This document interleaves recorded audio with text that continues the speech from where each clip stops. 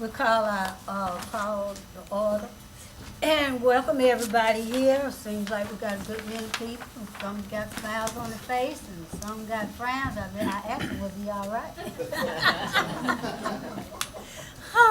Okay, let's get started. We'll have our invocation tonight by my friend. All right. Thank you, Mrs. Chairman. Mr. Chairwoman, let us pray. Dear Father, thank you for bringing us here tonight and just be with us and lead and guide directions as we make decisions to affect our students in our community. And even though we disagree, that we come to the common goal of the betterment of our community and our students.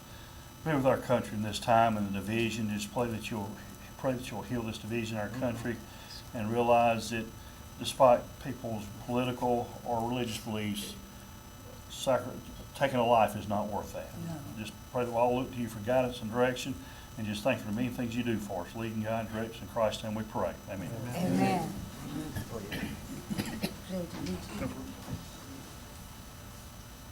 I pledge allegiance to the flag of the United States of America and to the republic for which it stands, one nation, under God, indivisible, with liberty and justice for all.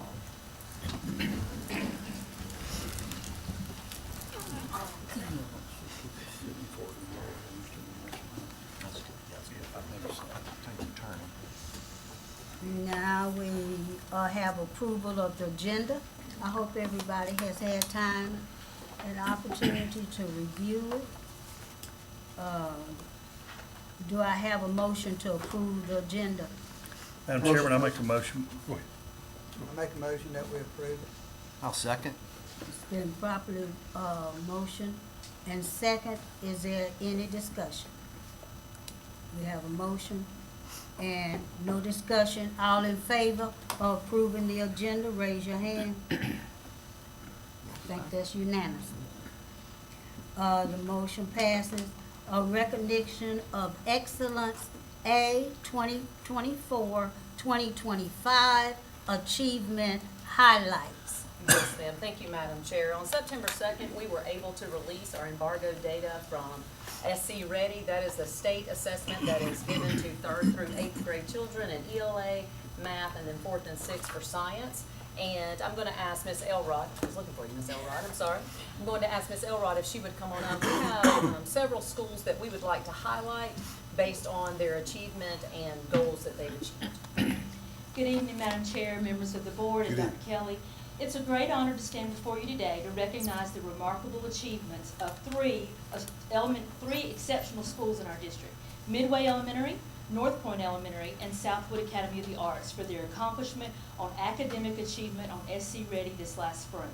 Their dedication and hard work have brought us one step closer to realizing the vision of the South Carolina Department of Education's goal that every South Carolina student graduates college and career ready or military ready. The vision is more than just a goal. It's a commitment to our students' future. And today, we celebrate our schools for not only meeting but exceeding expectations. They've demonstrated that with focused effort and innovation, we can achieve our state's ambitious goal of having at least 75% of our students performing at or above grade level by 2030. Give me just a moment here. I'd like to... 3 minutes. You got 3 minutes. I'm going to get it. 3 minutes. Pull this up so you can actually see their scores here.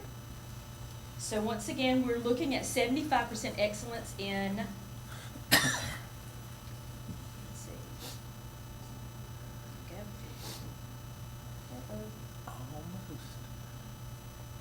75% excellence in the state of South Carolina across all areas to be college and career or military ready.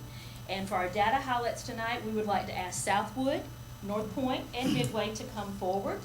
First, we are going to celebrate Southwood as they are achieving 81% on or above grade level in ELA.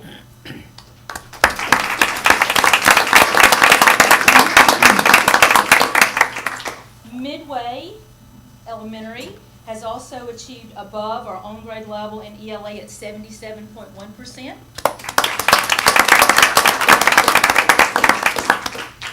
And North Point Point Elementary has achieved 76.3% of students on or above in ELA and 76.2% of students in grade 4 at on or above grade level in science. Would anyone like to say anything? Together, we just Dr. Kelly, Chairwoman Leverett, Board of Trustees, thank you guys very much for what you do to support us. Our mission is simple, is to make sure that our teachers and our staff and our students are enjoying what they do every single day, working together, and just making sure we give our kids the best education experience possible. So thank you guys. Thank you. Yes. Thank you. And while we are celebrating overall for these schools, and I'm so thankful for our administration, Ms. Brackett, Mr. Mears, and Mr. Lockus for all that they do, we also have identified teachers. So teachers in 3rd through 8th grade for SC Ready, and our high school teachers for the end of course assessments. We have over 115 teachers that have achieved 75% or higher on grade level and meets and exceeds. So we'll be bringing that list to you so that you can see all of those teachers, and I'm so very proud to say that it's also in our Title I schools. We have teachers in our Title I schools who we know have the highest poverty levels and children that come with our most at risk, that they are achieving above 75% grade level or above in math, science, or ELA. So again, our goal is to have all of our classrooms that way, right? That is our goal. We are not satisfied where we are, but I am so very proud of our schools, and I'm so very proud of our staff. Thank you for that. That sounds good. I like to hear good things. Good things. Madam Chair, let me, a little bit of recognition of excellence is pointed out to me this past Friday night at Telhana. Our quarterback was hit very hard. I've had several people bragging on the play safe, and everybody, you take these things light when you see ambulances there, but they did a job, and the young man is doing fine, but just don't take these trainers for granted. I saw them firsthand save a life at Westside High School, so I'd like to say thanks for all they do. Oh, yes. Thank you, sir. Very good. Okay, action items. No opportunity for the citizens to address the board. We have Ms. Cynthia Wanza and we have Ms. Rose Wong. Good evening, board members. Good evening. Again, my name is Cynthia Wanzer, and yes, I intend to keep STEM education for all elementary schools as a recurring item in your meeting minutes until we see progress. Currently, my 4th graders are in the design phase of building marble roller coasters as their culminating energy unit project.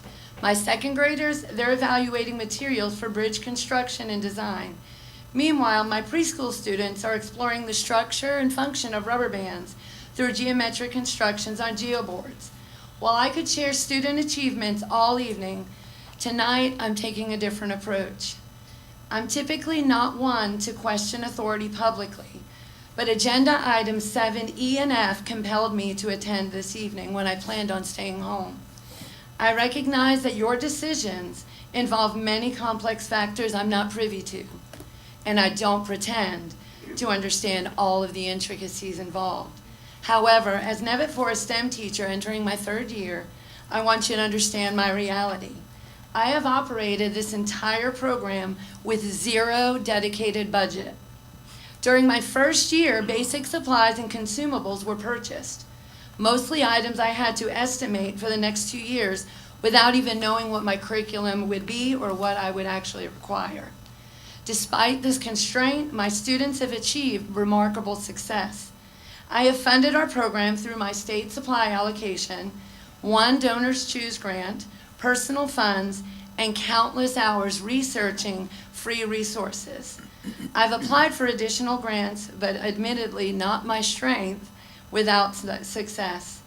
I want to be clear, I am not anti-Good News Club or a Touchdown Club. In fact, when my youngest daughter, who is now 22, attended Calhoun, she went to the Good News Club. My husband and I saw the benefit of the program, and we chose to make donations to that church that held the program at Calhoun. Tonight, as you consider waiving these fees for the Good News Club and the Touchdown Club, I respectfully ask you to ensure this represents the most strategic use of our district's resources. I am not alone. Many teachers lack the materials necessary to provide the highest quality education our students deserve. I simply ask you to remember us when making these financial decisions. Thank you. Thank you. Thank you. Also.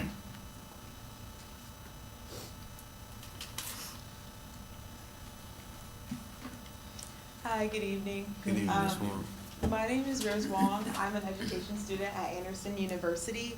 And I'm also a coordinator and teacher at 3 Good News Clubs in the Anderson area. From a young age, I attended Good News Club since 2011, and I was saved in a Good News Club. I loved it, and I've continued to serve over the summers and in the schools. But I knew from a young age I wanted to be an educator, and I wanted to make a difference in children's lives and in, therefore, the lives of my community. Good News Club works through kids, families, through schools, through the volunteers. It teaches kids what's most important to me as a Christian, the good news that Jesus came to this earth, died for the sins of this world, that boys and girls do not have to live in the darkness that we have on this earth today. But even for those who aren't Christians, Good News Club teaches love, respect, kindness, and patience.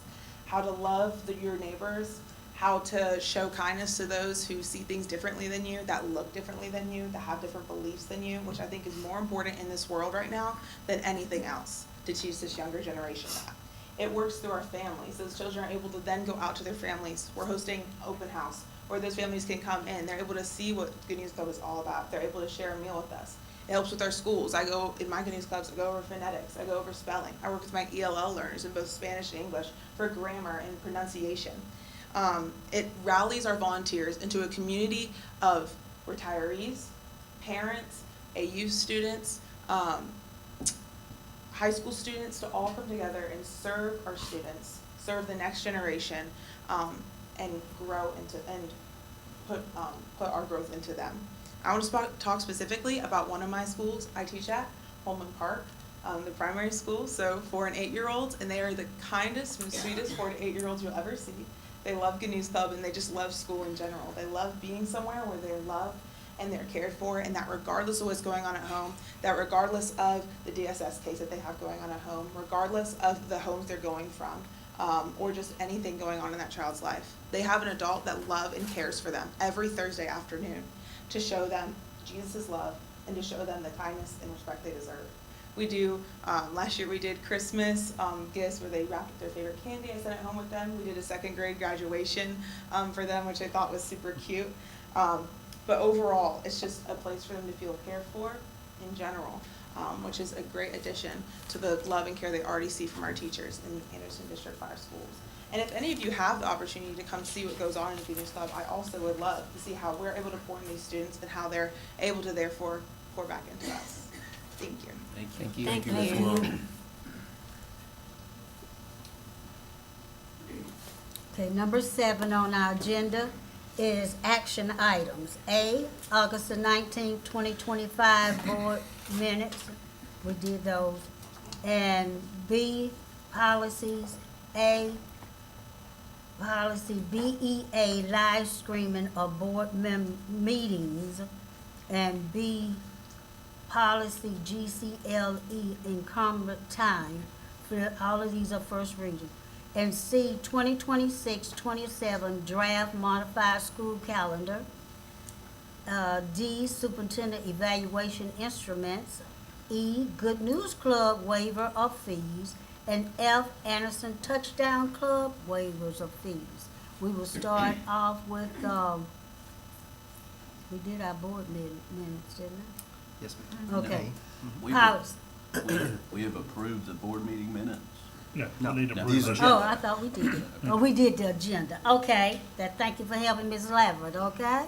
August the 19th, 2025 board meeting minutes. I hope you've had time to look over those.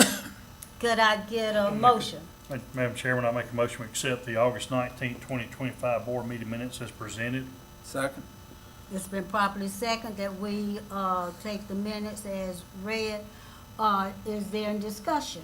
Yes, I have these couple questions. The meetings are, or the minutes are really well done as normal. I got one, I think it might be a typo, and then I have a question about one item. Okay.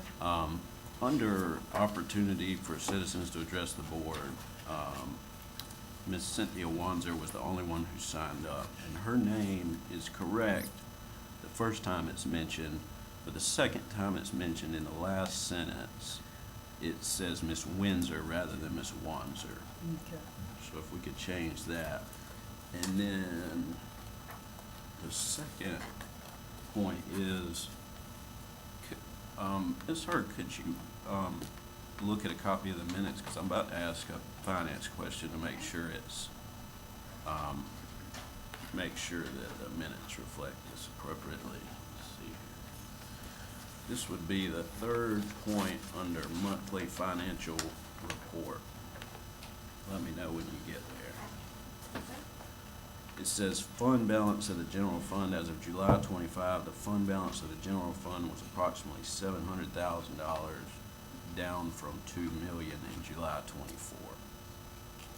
So in July 31st of 2025, it was a negative $700,000, and July of 2024, it was $2 million. Would you like for us to put the balance at each of those months in that line item? I think it's, if it makes sense to others, I'm fine with it. I don't know that that point makes sense to me. I think I would have expected to see the balance, but I don't know what y'all think about it. I guess I don't understand what that reflects, what that 700,000 really reflects as far as the fund balance of the general fund.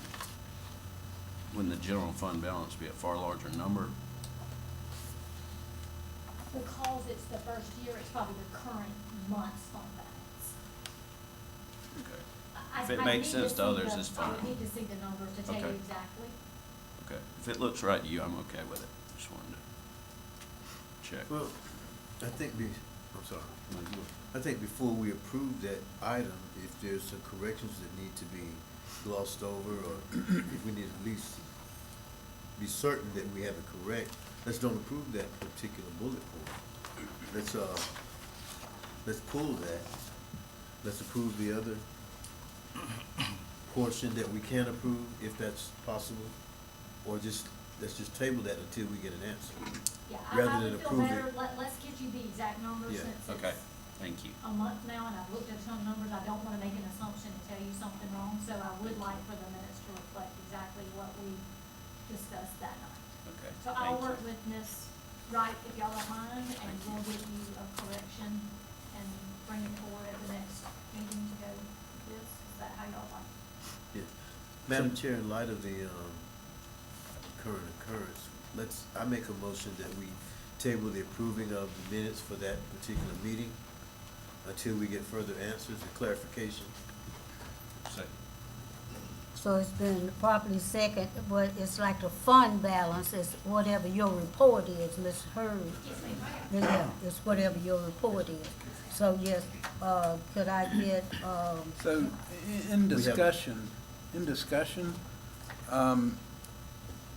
we're gonna put off all of the minutes until the next board meeting where we're able to vote on them. We're gonna hold the minutes from. he didn't ask that, he I think asked this is August 19th. Is that correct? Or are we August asking- 19, 2025, yeah. Right.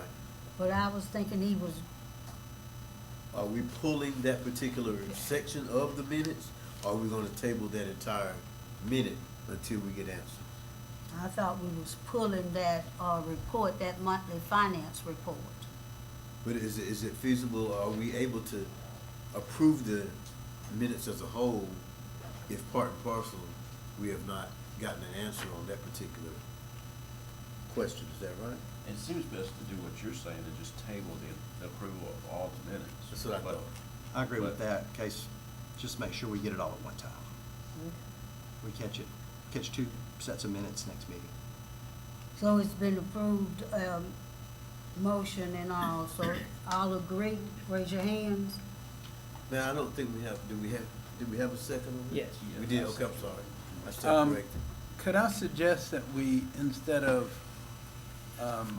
voting to do it, we just table it tabling will automatically bring it back up at the next meeting. Is that not the, is that what he motioned? Is that what you motioned to do? Do I have to withdraw my motion? Yeah. And my And second. your second? Madam Chair, I'll withdraw my motion on the minutes for August 19, 2025. And we make a motion to To table. make a motion to table.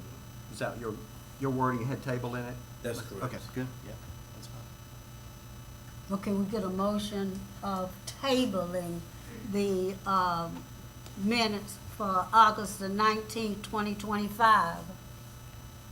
That was moved by Second. That was Mr. moved Kelly, by right? That was moved by Mr. Kay. Mhm. Do we need to vote on it? Yes, ma'am. So, raise your hand if you agree with that. So it's unanimous. I second.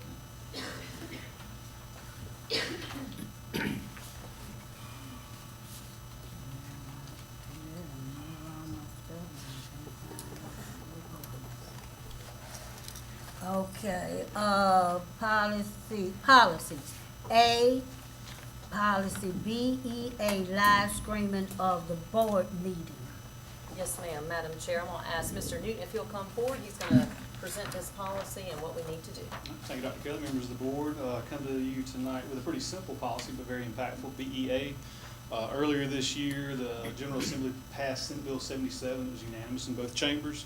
The governor signed it into law, directing the State Board of Education to come up with a model policy regarding live streaming. What you have in front of you is language that was taken from that model policy. It's very, concise, talks about, every meeting that we have, work session, subcommittee, anything of that nature, will be live streamed. It will also be recorded and posted. And then in October, one of the provisions in the law is it will actually, any revision or the original adoption of this policy has to be done while it's being live streamed. So we are actually set up and good to go to begin live streaming in October. So for you, we have the first reading, policy BEA, and then in October on the second reading, when it's adopted, we'll actually be live streaming that entire meeting. Have any questions? I'll do my best to answer. Is there any significant difference between our policy and what the model policy? The only, ours is slightly more stringent.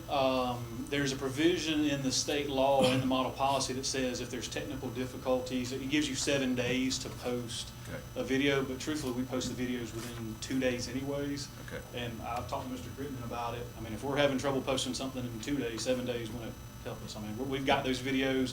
We actually record multiple ways, so if for some reason live streaming, we were to hit a hiccup, we will actually still have another recording as well, so we feel very confident. So we wouldn't have to stop our meeting. Correct, yeah, and the policy does say, we will make every effort to restore streaming access. For some reason we hit a hiccup, but we will always have that fallback option to post the video. And it gives us 7 days, but in there, we already do it within 2 days. There's no reason to wait for 7 days. I mean, we've got it, so we'll go ahead and get it posted. Madam Chair, I make a motion that we approve policy BEA on first reading. Second. I got a motion and a second that we approve it on first reading. Is there any discussion?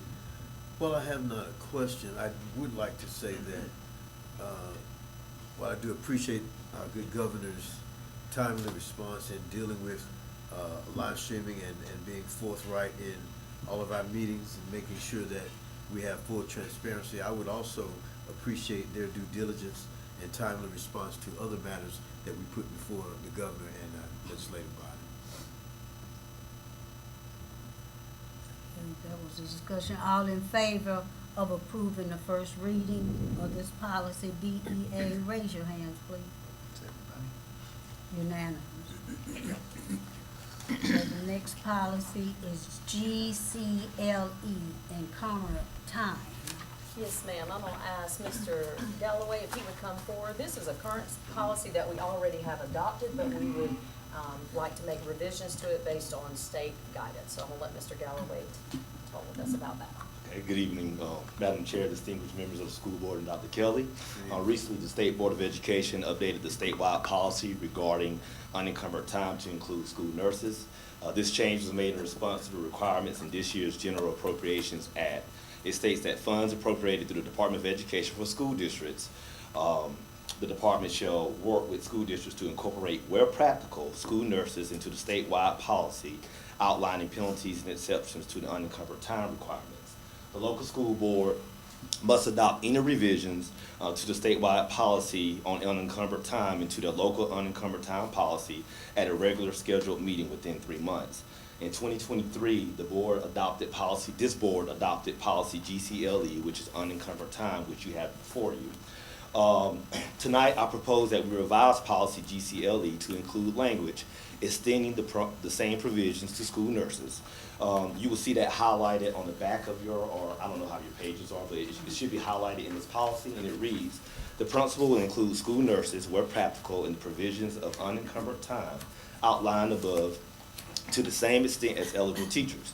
As set forth in state law, unencumbered time may only be withheld as a result of extreme and unavoidable circumstances to ensure the safety and welfare of students and staff.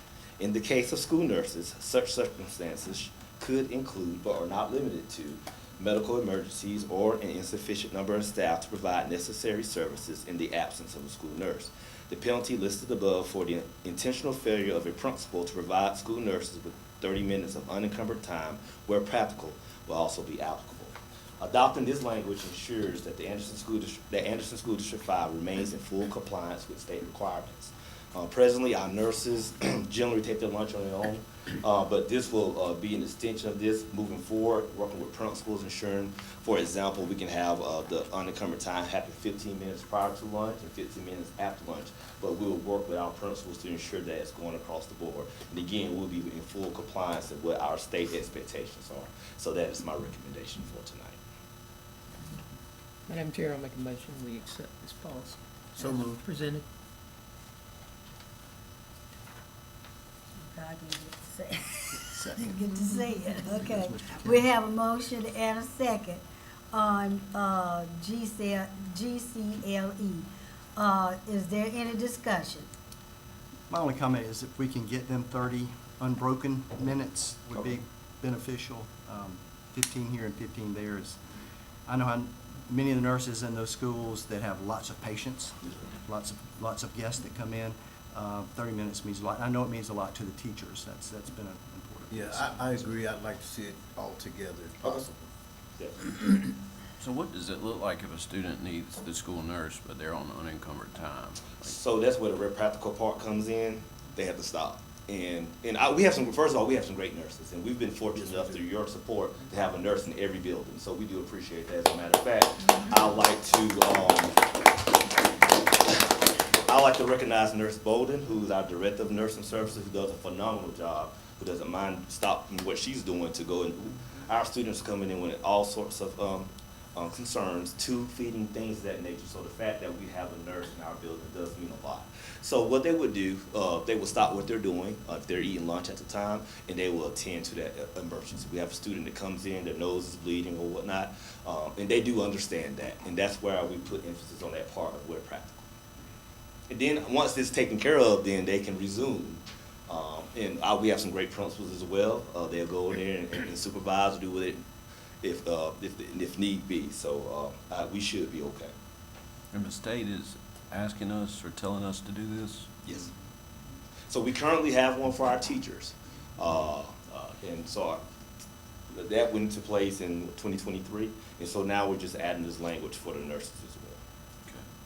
I just want to put my concern on the record of a student potentially coming and, says, well, his nose isn't bleeding, or he kind of looks like he's all right. And, I guess I'm just putting forth the concern, and I respect what the nurses do, and I believe in their ability to determine when it's needed. I just want to make sure that the board's not setting a policy that keeps a student from getting the help they need. And I don't think we are, but I just wanted to put that concern on. We have some phenomenal nurses here, and sometimes the nurses that we have in our school is the only form of health care that our kids have. That's the closest thing they will come to going to a doctor's office. So we do appreciate their support. I do have a question about unencumbered time, not necessarily nurses, but all unencumbered time has to be on campus. Is that correct? Mm-hmm. So during your unencumbered time, you couldn't run and pick up your child at another school and bring them back? We offer the unencumbered time on their contractual time. It has to be during their contractual time, But so- do they have to stay on campus during that unencumbered time? So if their contractual time is 2:30 to 3, if they need to leave, then they have to talk with their administrator to leave. And then they use their personal time or comp time or whatever they might have, so. But their unencumbered time is scheduled during their contractual time, which is state law that it has to be. And they're still at the school? Yes, No, ma'am. they Yeah, don't. leave as the school. long as the nurse is on the campus, I'm okay, you know? Oh, most definitely. Our but nurses. If yeah. you can take your 30 minutes and leave campus, that's another There's no guarantee concern. somebody's Right. gonna return. Anything can happen. Or, you know, something's gonna happen while they, you know, stepped away. We don't want to return to when secretaries actually gave medicine and dispensed things and played nurse, so we like where we are. Thank you for your support. Thank you, Ms. Galvin. And we're gonna do the 30 minutes and not the 15. Yes, ma'am. we do. If at all possible, that's what we plan to try to do. Practical, yes, ma'am, we Yes, should. ma'am. Okay, so we've had the discussion on GCLE. All in favor?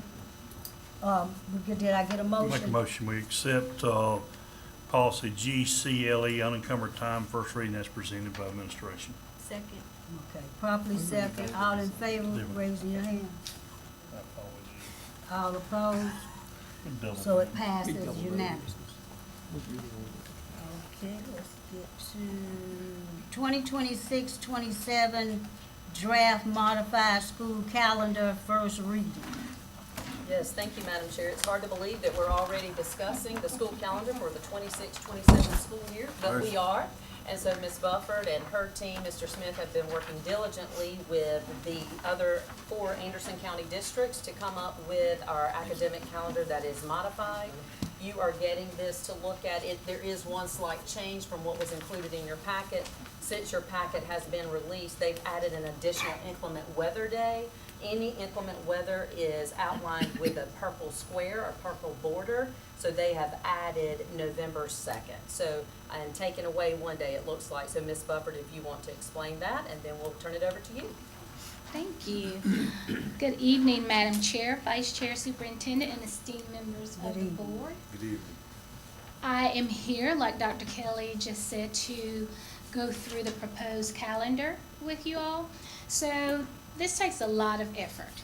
So there are teams that come together from all 5 districts, and I would like to thank Mr. Smith and also Ms. Courtney Goldsmith. She's our District Teacher of the Year. They represent Anderson 5 when they go to these meetings, and there are various things that go into trying to create this calendar for 5 districts. So one of the things that I would like to point out that is a significant change for the districts is they decided to add an additional workday at the beginning of the school year for teachers, and that ensures that we're in full compliance with the law, providing our staff with 2 dedicated self-directed workdays to prepare for the school year. So that, because of that, we are starting on a Thursday instead of a Tuesday like we have in the past years. Like Dr. Kelly mentioned, we also added an inclement weather day, and that is November the 2nd on your new calendar. So we do have 3 inclement weather days in the fall in case we do have bad weather. If we don't, that will be great, because that means that most of our A5 staff will be able to enjoy a week-long break at Thanksgiving. And the feedback that we get from our staff, they really enjoy that week. Also, I want to highlight that spring break remains the same as in recent years. And also our graduation is set for May the 24th. And this will allow our teachers to come back into the school on May the 25th, their last day, to close out. That was some feedback that we got from our teachers as well. When is Easter Sunday? On 27. It is, I think it's the first Sunday in April, I think. I think. Easter That's Sunday April the is. Or is that, April the 5th, 2026. No, 28th. 27, we're looking at 28th. Yes, 27. it's March 28th. Why are we looking at, why are we looking at 27? This is actually the calendar for next school year. Okay. That's how far. Well, you're Do here. you have any other questions? I had asked earlier, because I know teachers that see this are gonna see those 6 days very early instead of 5. And they may consider that, you know, we're coming back a day early. I'd ask, what would it cost us if we went to a 191-day contract? It was for- around, it was a little below 500,000. About $500,000, okay. And basically, 191 then would get a PD day back, either put it at the end, or you could fit it in somewhere else. That was just a thought, just a thought. So, we've already set the budget for this year, but if this becomes, you think this will become a regular annual occurrence where we do 6 days prior to 6 pre-service days? I think what we will do is look and see, we'll wait and see how it looks for teachers and get their feedback when we do this in 26, 27. Because I know this year we had a Monday that was open for them. The teachers reported on Tuesday, if I remember. And- that is but correct. they came in actually on Monday for some training that we paid them for by the hour. But if if this becomes a regular occurrence, I'd love to see us go to just a 191-day contract. That way they get a full daily rate of pay for coming in early. So this is 191 days for teachers? No, No, this is 190. 190 day. Yes, it's the same, but they've added a day. The perception is going to be, I got to come in a day earlier than normal. Normally, we come in 5 days early, or the teachers do, so it's now 6. We But- took the professional day that's typically after the last day of school, and we moved it to the beginning of school. So they Great. would finish when the children finish. That's essentially what we've done.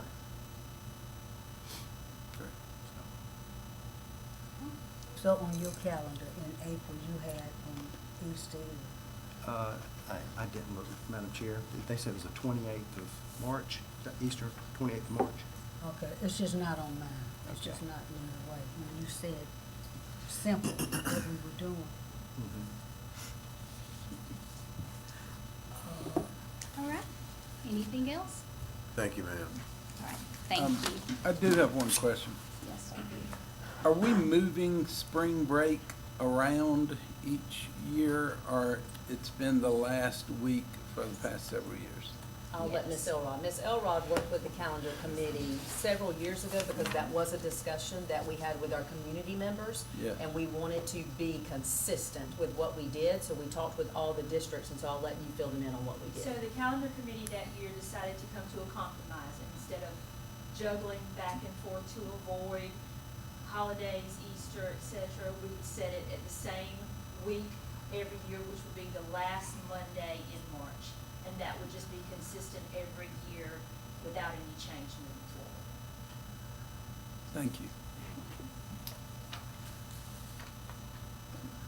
Thank you, Ms. Booker. All right. Thank you. Are we supposed to vote on it? Oh, yes, ma'am. Yes, ma'am. Oh, you Somebody could can make a change it. motion. Oh. No, So we- you could what you change had it. is, we're good. We're good. Could I get a motion on Anderson School District 5/26/27 academic calendar? I make a motion, we approve the calendar as presented. I'll second that. It has been proven in second that we would do. Is there any discussion? I just want to add, I have sent a proposed calendar to all your inboxes. This is not a calendar that I'm supporting or not supporting. I've just been asked by a constituent to consider this calendar. So between now and the next time we read this policy, I put it in your inbox. You're free to look at it if you want to. If you're satisfied with this one, that's fine.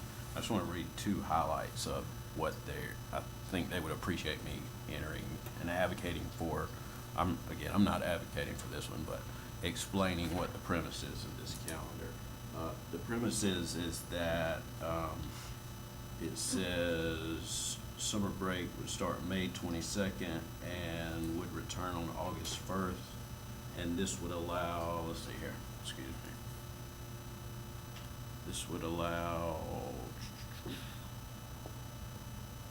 it would provide a full week off every other month and would maintain the traditional 2-week Christmas break.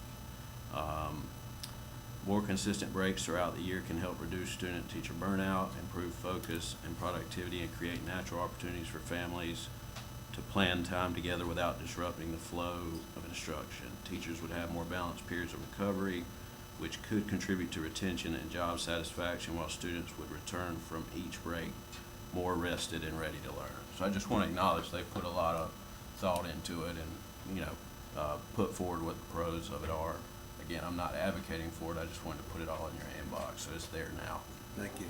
Did you say it offered a week every month, a week off every month? You have to look at it, because I'll be honest, these calendars bend my mind. My mind doesn't get around them. I went to glance at it, I didn't see it. So, can I clarify one of your statements? Yes, sir. I may have heard it incorrectly, but you're not saying any changes to this, because when we vote, it will make it, we don't have a second vote. Okay, it says first reading on the agenda. We vote twice on the calendar? Oh, we should. I have something I'd like to say. I'm not understanding the calendar, because I'm thinking that the calendar is given to us to approve, and that we don't have, what do we have to say about the calendar? Whenever these people meet, do we go and meet with them about this calendar? So we have a representative, we have a calendar committee that works together, that then, and it's a representative from each district, and they get together and come up with a consistent calendar across all districts, because sometimes families will have their children enrolled in one district and they work in another district, and so having that consistency works. So what we can do is, if there are revisions you want made, we can take it back and say, this is what our board would like to do, and then we can work that way through it. But we try to stay consistent with the other districts so that we're all working together. And that helps also with AIT, as we have Anderson 3 and Anderson 4 that are working, and we have students coming from those districts for courses. It helps if we have a consistent calendar, because then that would cause a lapse in seat time possibly with the courses at AIT, and cause some issues there with our students earning those CTE credits. So it is good if we stay with the districts and be consistent just for that reason. One of the problems that we had was teachers that worked, or employees that worked in one district and their children attended another, and then when they wanted to plan for vacation, they were not able to because their children were not able to go. Yeah. So that's why we tried to make it consistent across the district, across the county. With all Well, of that's our what districts. I was understanding. Yeah, that. especially with the career centers, at both, at 3, 4, and 5, and then 1 and 2, they have to all be in the same unison on that, so it's all gotta work together. And with It's not just, Renaissance. in other words, this calendar's not just a District 5 calendar, this is a countywide calendar for all 5 districts. So, Mr. Thompson, you're just making us aware of a different version of a calendar to consider for Yeah. later. I'm not This has no advocating effect, for no it, effect of this. Just a constituent wanted me to enter it into the discussion, so I just provided it. So, I think Thank what you. they're talking about, some of the, like I think Greenwood does, where they lose part of the summer, but they get a week off year-round calendar. year-round calendar. There's pros and cons no matter what you do, I understand. Everybody's not gonna be happy no matter what. Thank you for entering I that, think Mr. Thompson Mr. prefaced Thompson. his remarks by stating that it had no bearing on what we're approving here. He just Right. wanted to offer it as, information like given by his constituents. Gotcha. So, let's move. Okay, thank you, because I didn't understand it. Okay, I have a motion and I had a second, and we had a discussion. All in favor of approving this calendar for now, please raise your hand. Is everybody? So it's unanimous.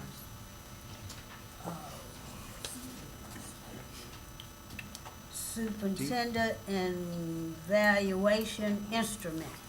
Yes, ma'am, Madam Chair. Inside the packet is the recommendation of the instrument tool to be utilized for the superintendent evaluation.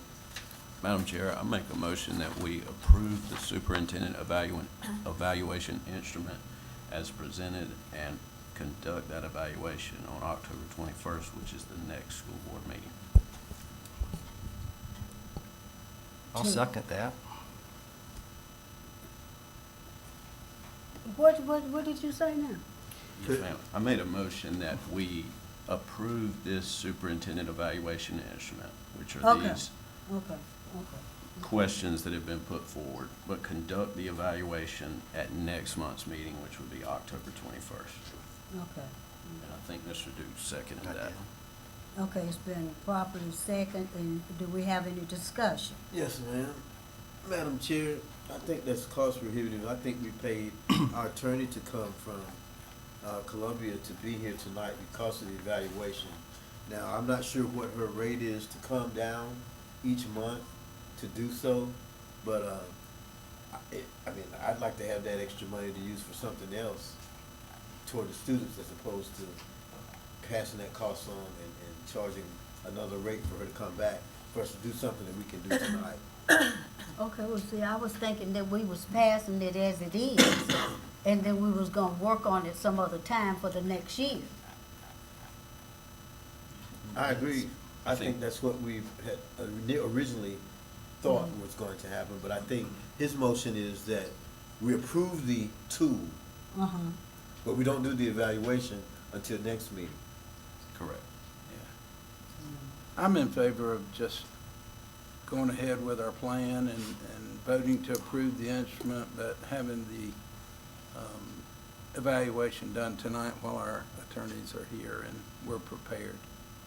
And then if you're not pleased with the tools that we have used this time, then in the next months or so, we're gonna start looking at something else that we can use for evaluation. Yes, ma'am. Yes, ma'am. I'm not opposed to the tool that we're using. I just want to do it at the next meeting. And I do understand that I didn't call the attorney here. I know our policy says that any board member can request the attorney attend any board meeting. It just takes one board member. So I do want to clarify that I didn't ask for the attorney to be here. Yeah. I'm sorry. Can I finish? Yes, sir. Yes, sir. And so, I do appreciate the desire to save money. I think potentially we have items that we could use the attorney while they're here, that wouldn't be a total waste. But I will say that the reason why I want to do it at the next meeting is because the state report cards come out between now and then. And I don't understand what the rush is, and I don't see how it makes any sense to evaluate the superintendent before the state report cards come out. We're just waiting 4 weeks, and I understand there's a concern about the attorney cost, but we would be using this tool. We just do it at the next meeting. I hear exactly what you're saying, but this is what I had thought myself. We would use everything that we have, and the lawyers here now, we would do it this way, and then next year, we will have something else. Because this was already planned for the fall, and this is a school fall term, so we would take it as it is, and then whatever we need to fix, we will fix it. Madam Chair, I'll weigh in on this because this is something that I talked about with Superintendent Yu and the past chair. And one of the things, I had several concerns, one of which is we were supposed to, as a board, to approve the evaluation tool this summer before September 1st, as stated in the superintendent's contract. We didn't meet that, and that's on the board, that's on us. So that was missed. So here we are tonight approving the instrument that we're actually going to use later in executive session, that we had to answer. We're kind of being painted in a corner a little bit here. But I do have a couple of comments on the, if I can, on the evaluation instrument as it is. Number one, I think it's detrimental actually to this district. Point of order. Yes. We're in discussion about when and how to hold the evaluation, not the points that you're making. Mr. Thompson mentioned that he put in the motion moving it to October, to that meeting, and primarily because of the report card. That is one of my concerns as well. So it makes no sense to me, it doesn't really pass the sanity test in that we get the most comprehensive report on the health of this district academically, financially, and socially. We get a lot of data from the report card. It comes out every year on October the 15th. We knew that was coming. It's predictable. It makes no sense that we will do an evaluation that involves these items and not take into account the most comprehensive report we're going to get all year. Every question that we got was on the 24-25 school year, and that's what the report card's going to be. Every district in the state will get one. Every school in the state will get one, and I gave Ms. Leverett an example. We've had this discussion. It'd be a little bit like you're going to the doctor, and the doctor says he's going to order a battery of tests. Then the doctor calls you the next day and says, you know, I'm not going to pay attention to those tests. I'm going to go ahead and do surgery. Now, any rational thinking person is going to say, hold on, let's wait for the test to come in. So it's really irresponsible for us. I've been to a number of School Board Association websites, and they quote, and I said, I think this evaluation tool is detrimental because the research there, where goals are set, objectives are met, and priorities are put out in the public, and they're very clear and measurable, which they're not with this very subjective tool. It's very subjective. It is not objective. It's opinionated, basically, and it's full of bias. We need an objective evaluation instrument that uses data, it uses comparisons, and it uses measurable indicators. None of that is in this. We have 6 questions that are very subjective. So I would just, those are my points, and I'll rest on the motion that's on the table. Madam Chair, Mr. Thompson prefaced his remarks by stating that he had no problem with the present tool. Okay, so in light of his comments that he has no problem with the present tool, we can't piggyback off of his motion to look at when we do have the evaluation or when we do use the tool. If he's already stated that he is fine with the tool, we can't piggyback on that and then discuss problems with the tool. That's out of order.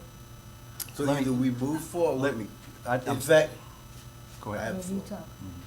We move forward with the fact that he has stated he is happy with the tool, but he would like to see some changes in how we move forward and when we move forward.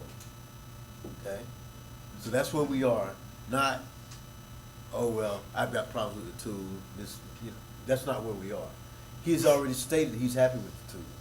So now, if you have a subsequent order, you want to present a subsequent motion or a different motion, that's different. But you can't piggyback off of his motion. If he stated in his motion that he's happy with the tool that we're using, you can't use that to bring forth comments of why you're unsatisfied with the tool that we're using. You follow what I'm saying? Yes, I do. Thank you for that clarification. And I should have ended my comments with, what I'd like to see is that tool be put on next month's agenda for us to discuss that. Right now, I will vote. I have objections to the tool, but I will vote for the tool because out of fairness to the superintendent, she's prepared all year in her mind, this is what we're going to use, and we're not going to move the goalpost on her at the last minute, but we need new goals and we need new goalposts. So I'd like to see that on the agenda. If you just make a note of that, Madam Superintendent, to put that on the agenda for next time. Yes, I agree. I'm not happy with the tool as well, but for next year, we definitely need something different. I just want to, I'm sorry. Go ahead. No, it's okay. You go ahead, man. I don't understand, and I need somebody to help me to understand this. This has been used, and you knew that it was coming up at this time. Why do we want to discuss this now and not go on with this? And if you're not satisfied, or whoever is not satisfied with the tool, let's use a tool for next time. But now we should go on with this because we had time, June, April, if you wanted to say, we getting ready to, when we get ready to do the superintendent's evaluation, I don't like this tool, then we could have worked on it. And by the time she got here, we had all this worked out. But my thing is now is to go ahead with this, and after October, November, whenever, we can start working on another thing, because I did look up something that the board is doing. You know, so I really just don't understand this tonight. I understand. Well, I just want to clarify that my motion is that we use this tool. It's not to replace this tool. Okay. But specifically that we perform the evaluation at October 21st. Now, I understand that someone planned, and I guess it was in an agenda meeting or something, someone took it upon themselves to plan that it would be done tonight. But if you look at the superintendent's contract, it's a board decision to determine how it's carried out. So that's what we're sort of doing here, is we're determining what tool we're going to use, which I'm saying, let's use this one that's been proposed, okay? But what I'm saying is, let's do the evaluation at next month's board meeting, because then I have the report cards to look at. Point of order, I think we need to go ahead and decide on if we're gonna use this tool, and then vote whether we're gonna do the evaluation tonight or not, and quit talking in circles. I mean, that's. Madam Chair, if you'll keep him in order, you don't use a point of order to interrupt somebody only if they're breaking the rules. I'm not breaking the rules. I have the floor. Please keep him in order, okay? You asked for clarification, Madam Chair, on what was before us. I'm simply asking that you give me the time to see the state report cards, and let's perform the evaluation next month. Nobody gets to set when the evaluation's done or how the evaluation's done by themselves. It's a board decision. That's what we've got before us. So if we could vote on my motion to do it next time, after everybody's had time to discuss, that's fine. I want to use this tool for this year. I want to do it at next month's meeting. It's that simple. Okay. Madam Chair, the reason for my comments about the tools, it's germane to the discussion. I want to just be on record that I think it's a subjective tool that's not beneficial for this district. And we hold our principals and our teachers to a much higher standard when it comes to evaluation. The other thing is, that has not come up, is in the superintendent's contract, it requires us to evaluate her in the fall. The fall begins September the 22nd. The day is September the 16th. So in effect, we would be out of order with that. So I just mentioned that. But we were supposed to work on that this summer. I think it's on all of us as a board not to have mentioned that, not to have brought that up, and not to have gotten that done. I hope we don't miss that again. But I think if we'll put it on the agenda to review the instrument, start looking at that, and that way, I think the summer actually is too late. We can get to work on it. We have work sessions coming up that would be good topics for that. That'd be a good topic for that to happen. Since Mr. Dukes has finished, I would like a point of order, not to interrupt him, but a point of order. We voted on an agenda, and it was unanimous today. And our agenda says that right now we're talking about the superintendent evaluation instrument. So we're voting to use or not use that instrument. That's it. Because if we go on down, and I gotta get my computer to go on down here, in executive session, we also voted to have the superintendent's evaluation in executive session tonight. So the agenda has been passed, and we can't change the agenda. Not by motion. So how do you change the agenda? I understand that your intent is to say that because we approve the agenda as you see it, that it has to be done that way. But we just tabled the minutes, and we didn't go ahead with that. So for me to have gotten into a discussion under the approval agenda that would go this deep regarding the superintendent evaluation would have hung this meeting up and spun this out of control. I think what you're pointing at, you're using to try to ram through this superintendent evaluation tonight. I think that's what you're doing. Give me 4 weeks. What's the rush? Why won't you let me see the state report cards? You can see the state report cards, I don't think that's not it. But one other thing that I have to say, what are the school is in now? What school, the school, aren't we in the fall session of the school? Yes, ma'am. Okay, did you don't go by the calendar that the fall day gonna be next week. So this is the fall of it. That's why I said we would all go with this tonight that we already have. And all the other things that we have, we can do that later, and we can get through with that and not just keep going back and forth with this, and even with the,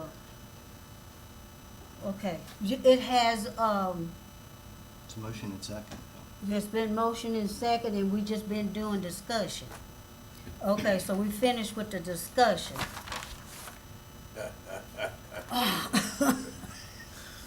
Help me, Jesus. We finished with the discussion. And, all in favor of approving this tonight as this, So superintendent to clarify evaluation? what we're voting on, we're Superintendent- voting We're Approve the voting tool that on we've been using. superintendent the- You gotta evaluation. deal with my motion. That's not That's the right. motion. If That's you not wanna his make some motion. sort That's of. not his So motion. if we vote yes, we're saying that we're gonna we're gonna approve the instrument, but delay the implementation for a month. It's not a delay because it was never set. The board sets it initially. That's what we're doing right now. To delay it would mean that we said we're gonna do it tonight. We didn't say that. Somebody said that, Yeah. but we didn't say The that. person that makes It's the a- agenda. But it's a said that. board decision. If you look at the contract, I have a copy here. If you look at the contract, it's a board decision on the format of the superintendent evaluation. So it's not a big deal to wait 4 weeks and give me that time. That you wouldn't do it is, I think it's concerning. I don't think the superintendent should be concerned, or anybody should be concerned about the report cards. There's honestly only a small portion of this evaluation instrument that would even apply to. But I can't in good faith sit here and go, well, I'm not even gonna look at the state report cards before I evaluate the superintendent. Otherwise, I gotta look at last year's state report cards. I mean, I don't think that's ideal. I don't know about y'all. Last year's state Give me report 4 card is weeks. based on 23-24, so we'd be 2 years behind. It's not that big of a Okay. deal. So if the Do it report next month. cards aren't any good, you wanna get rid of them? Well, I mean, that's something that the board can decide. But I've just told you that if you look at this instrument, there's only one question that has anything to do with academic achievement. So that's not a concern of mine. And I think the superintendent has limited accountability when it comes to the report cards. I do think there's some accountability, but I don't fear the state report cards, and I don't think the superintendent should either. We've never set this date. The board hasn't set this date. This is not a delay. This is me saying, can we please do it in 4 weeks? Don't ram this through. It's not a good look. I agree. You have been talking all night, so. I know, I've worked really hard the past month, and I appreciate you giving me 4 weeks and let me see the state report card so I can evaluate the superintendent. But that's, if y'all wanna vote against it, I think that's, you know, do it on these I cameras. thought we was voting to, superintendent evaluation instrument. I thought you said yes to that. It was under the pretense that he wants to do the evaluation later. Oh, okay, so he doesn't. So he approves the tool, but he wants to do the evaluation later. At the next Next board Oh, meeting. Next month. Next board okay, meeting. then we Next got board on 4 meeting. weeks from now. He Next wants to board do the- meeting. After the report card comes out. Report card comes out 6 days prior to the board meeting. So she'll come back up here, we'll pay her to come back up here. Right. I mean, I didn't ask her to come up here. So, I mean, If we have, like I said, the most comprehensive report we're gonna get all year on the health of this district in hand, and we make better decisions because of it, that's gold, okay? That's gold. The amount we're paying the attorney is, compared to our budget, is pretty insignificant. It's about .0001 of the entire district. I did the math she's earlier. somewhere between 250 and 300 an hour is what she told me. Yeah. So. Can I just state for the record, I am the attorney, Mhm. you do not pay for my travel time, so the only drive here and drive back. So I just want Thank you. that to be clear as I keep being talked about, okay? Thank you. Thank you, thank you. And I did not know that, thank you. Madam Chair, I'd just like to make one comment regarding this whole situation. Why haven't you reached out to all of us and talked to us about this prior to tonight? Because the first, Because that's a FOIA violation, because we have to discuss it here in front of the cameras. Not one-on-one. Okay, so so next time you bring something and you want to bring it one-on-one, or you have any comments, I mean, why haven't you raised anything with me? Your issue really is more with me than it is what I have motioned to do, which is to wait 4 weeks. And let's look at the report card. I have no issue. Why don't you want to let me see the report card? I have no issue waiting for the report card. Then vote, let's get this vote done. What I have an issue with is it's a surprise. Why didn't you call a special meeting and say, hey, listen, we need to talk about this superintendent's evaluation, and I think That's we need what to we're wait. doing, sir. We're talking about the superintendent evaluation. So I spent my time on the phone with an attorney. My time. Okay. I didn't ask you to be on the board. And if well, I didn't ask you to be on the board, and I'm sure that there's. But plenty- Madam Chair, I'd like to call Okay. for the question. Okay, your let's mind. go on, let's go on, let's go on. Madam Chair, I do need to, No, we're going on, because I can't take it, my mind won't let me. The superintendent evaluation instrument, what did we do, can I get a motion? motion's on the table and a second for Okay. the superintendent evaluation to be, approve the model, approve the instrument, and move it, or to do it on the next board meeting in October. That's the motion. If y'all don't want to, what would it be, a subsequent motion or a substitute y'all can make? If you don't, We'll vote on this one. okay. Okay. The superintendent evaluation, you already said what you want to do. All in favor of approving that? 1, 2, 3, 4. 4. 4 people, and all opposed?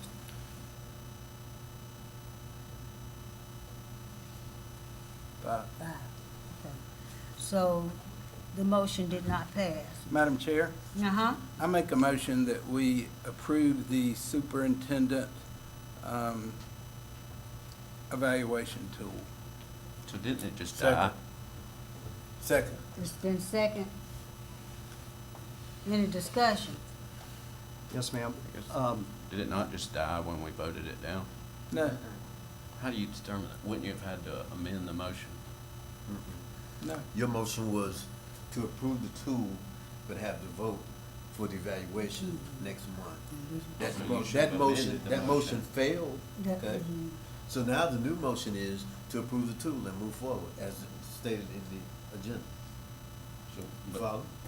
No, because I think you should have attempted to amend the motion. No, there's no need to amend the motion. Your motion failed. Yeah, but you would have amended it prior to us voting on it. But I'm not, we don't have a parliamentarian, so I'm not gonna hold it up. But I feel like it failed. I don't know if the lawyer could. So we do have a motion and a second on the floor. We did. Who was the second? Who did the I second? I did. Madam Chair, Mr. K. Madam Discussion. Chair, could we ask the attorney how this might play out with Robert's rules?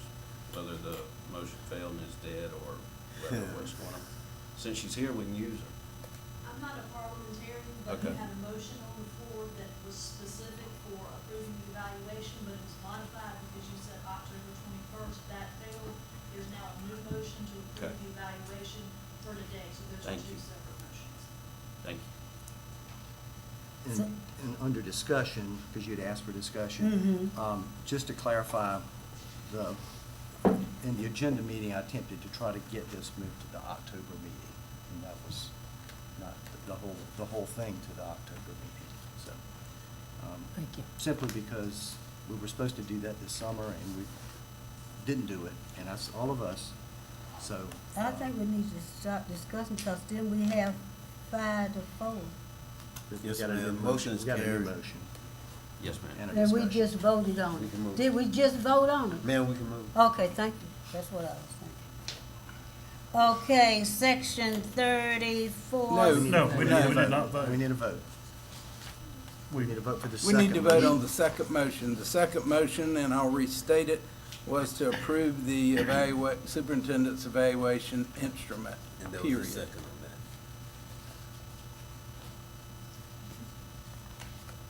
So now we need to vote to approve the motion, Yeah, just to accept the evaluation tool, call for the vote. Madam Chair. Okay. So we only doing the two here? Yes, Okay. correct. So we, The tools and the evaluation tonight, correct? could I That get a hasn't been motion? The superintendent evaluation is It's then, already on the agenda. Okay. but yes, I will go ahead and amend my motion to say we'll approve the superintendent's evaluation and perform the evaluation in executive session tonight. Could I get a motion? So moved. So moved, okay. Vote. Raise your hand if you're voting for that. Opposed? I think just one. Okay. Section 3470A4. For clarification, it was what? What was the vote? 8-1? Hey, one. I think just one. Okay. Section So we're 4. here. Let's make sure that when we, before we move, can we make sure that for the record, everything has been conveyed to the secretary appropriately? Oh, yeah. In terms of the vote. In terms What's of the vote anything that again? we do, because she's the recording secretary. So anything that we do before we move to the next thing, let's make sure that we have conveyed it appropriately so that it's documented properly. Because I don't want to come back next month and y'all say, oh, that's not right. Thank you. Do you have that, Madam Secretary?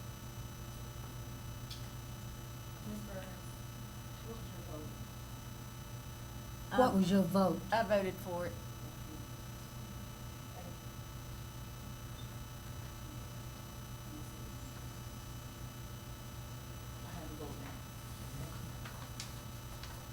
Oh, I'm sorry, I moved down.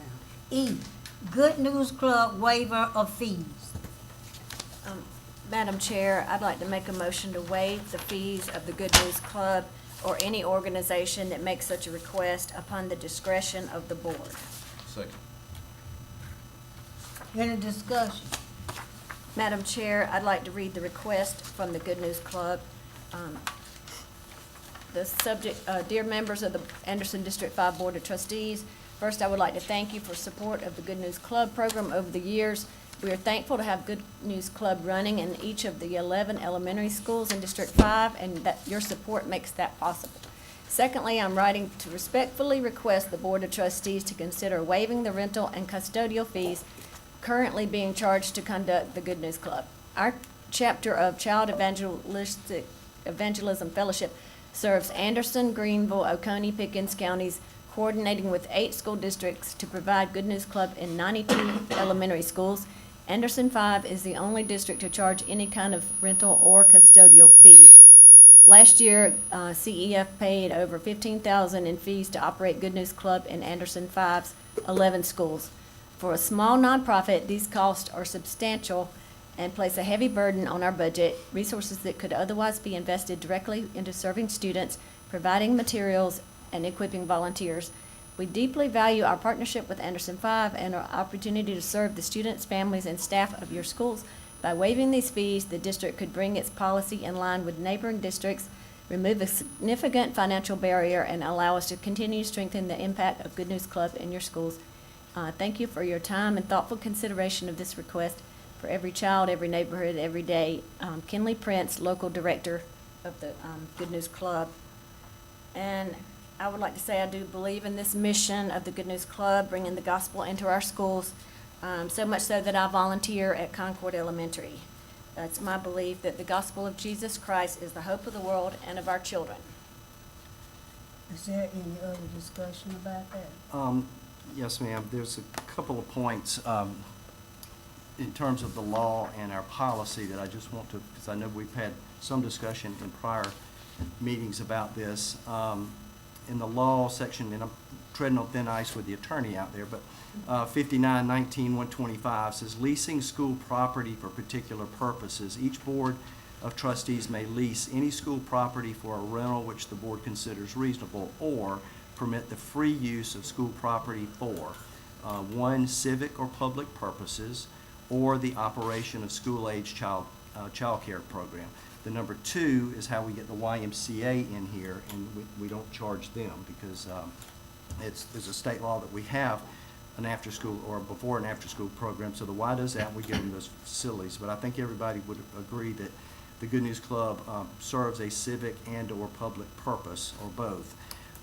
We do have some precedent out there in terms of waiving fees or giving, actually giving some of our facilities away for free. We have the YMCA, not the after-school, but they use fields. For example, if you ever go down Greenville Street and go by North Point, you'll see some really, really little soccer players out there playing. They're adorable. But that field is free simply because there's no gates, there's no locks, there's no supervision, there are no lights, there's no setup, there's no cleanup. So it doesn't really cost us anything. So no harm, no foul. They get to use that field for free. They do have to provide that they have insurance, and it's a YMCA program. I'm assuming, Ms. Burris, that the Good News Club, because they're in there, has insurance. Mr. Grant, yes? Okay. So that's kind of a precedent set. Then we have the Touchdown Club, and it's on the agenda next. Mr. Price can speak to that, but I think there's some reduction in fees. Is that correct, Mr. Price? Reduction of fees because we provide meals and scholarships. Right, okay. So that's a good service. It recognizes the ball players, the football players each week. There's food. With the Good News Club, my perception of it, and it's in every, let me read a couple of facts. The Good News Club, it is a nonprofit, so it meets that requirement. It operates in 11 of our elementary schools. It only meets 1 day per week for 25 weeks. It serves over 350 students. It operates immediately after school, and it dismisses at about no later than 4:30. It requires no supervision, no special setup, no overtime of our staff. It's kind of like that no harm, no foul with the YMCA and the fields. They operate under good Christian value of good stewardship, meaning they try to leave it better than they found it. But here's the key. I think the custodial staff who's there, we pay them till 7 o'clock. The Good News Club are in spaces that these custodians are going to clean anyway. So we're paying, the district is paying the custodians to be there to clean these rooms. The Good News Club is in there. They're out before, without any problem. They're out early at 4:30, and the custodians are already scheduled to clean that room. So it's almost like they're paying, or it's almost like we're making money off of them. And our policy says that any money that we make on fees is just simply to recoup, to break even. We shouldn't be making money on an organization. So I think that waiving the fees, or at least the custodial fee, there's no doubt they're using our facility. That's a service that we allow them to do. But I think the custodial fees are there that because they're already there. The custodians are already cleaning those rooms, and I think that's from my perspective, it looks like they're making money. So that's just my perception. My recommendation would be to at least waive the custodial fees, if not all. And full disclosure, I am a monthly contributor to the Good News Club since 16, so if this vote is successful, I won't gain any way financially about it. So I'm good within the policy on conflict of interest. Madam Chair, Mr. Grant could tell you, how much do they pay? They paid $15,000 for the whole thing, is that right, Ms. Burris? According to, yes, their letter. For the year, for 11 sites, for once a week. That's a lot of money. And this is a nonprofit. So I work at a school that they do have the Good News Club there, and it is wonderful. Yes. I love it. Can I give a little bit of history?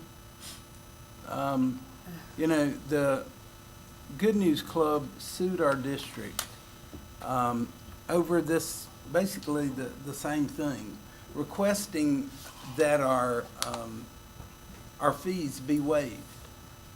And the board objected to that. And it kept going back and forth. The Good News Club took it all the way to the United States Supreme Court, who basically dictated a policy that if we do for one, we do for all. If we're gonna charge one, we charge all. And since that time, the Good News Club, like every other club, unless someone has slipped in something I don't know about, every other club has been charged. So this is not something new. It's something that's been going on for at least 20 years. And this policy was dictated to us basically by the United States Supreme Court. I think that's. And it had to be approved by the Department of, Well, so this was, the case actually was decided by the Fourth Circuit Court of Appeals, which is under our jurisdiction, and then the Supreme Court chose not to hear the case, which means the Fourth Circuit Court ruling is binding, was from 2006, and so the policy that you all have with minor modifications, since y'all have the Calvin Arts facility in Southwood and AIT, because you do have, those are different facilities, but your policy was approved through this Fourth Circuit Court of Appeals case by the federal court. And it does say that if you charge one, you charge all, or if you waive for all, you waive for all. You know, you do have exceptions, obviously, any type of school organization, which means it's student organized and led at the high school level, that's free. If it's a parent-teacher organization, because that's part of your school, that's free, which that includes booster clubs for arts, athletics, ROTC, because that's part of your school. If it's a teacher-led club where they supervise and it's after school, let's say you have a math team, or you have a scuba club, or a kite-making club, and it's sponsored by a teacher, that's part of your school, so that's free. By law, there are certain groups that get to use your schools for free, which mainly is governmental entities, because it's all public funds. So that's why elections are held in our schools, and you don't charge the election commission. That's part of your policy. Everything else, you either are gonna have to decide to charge or not charge. But what the court said is, we cannot give the discretion to public bodies because there could be viewpoint discrimination based on what you deem as worthy or not worthy. yeah. So legally, you have a policy that has been approved by the federal court system for the jurisdiction where you live. But obviously, this is a board decision, but I would be remiss if legally I didn't tell you that's what the law says where you live. Miss Hannah. 2006. Ms. Hannah, excuse me. You stated that teacher-sponsored or Could teacher-led. Ms. Hannah come to the podium, since we already brought her in the conversation? Do you mind coming to the podium, Allison, since we already brought you in the conversation? I think my voice carries, but You take good teacher You voice. stated that teacher-sponsored or teacher-led events. that would be like a math club, a That would- science club, okay. a biology club.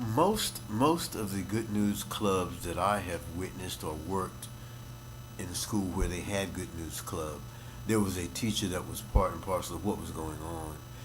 If we were able to have a teacher volunteer to sponsor the Good News Club in the school, would that give us the exemption to be able to I do work? not think it would, because the way the law, the way the court says is this, these teachers sponsored and led is curricular related. So I got you. related to your actual Okay. curriculum, which is why I go back to science club, math club, biology club, Thank you.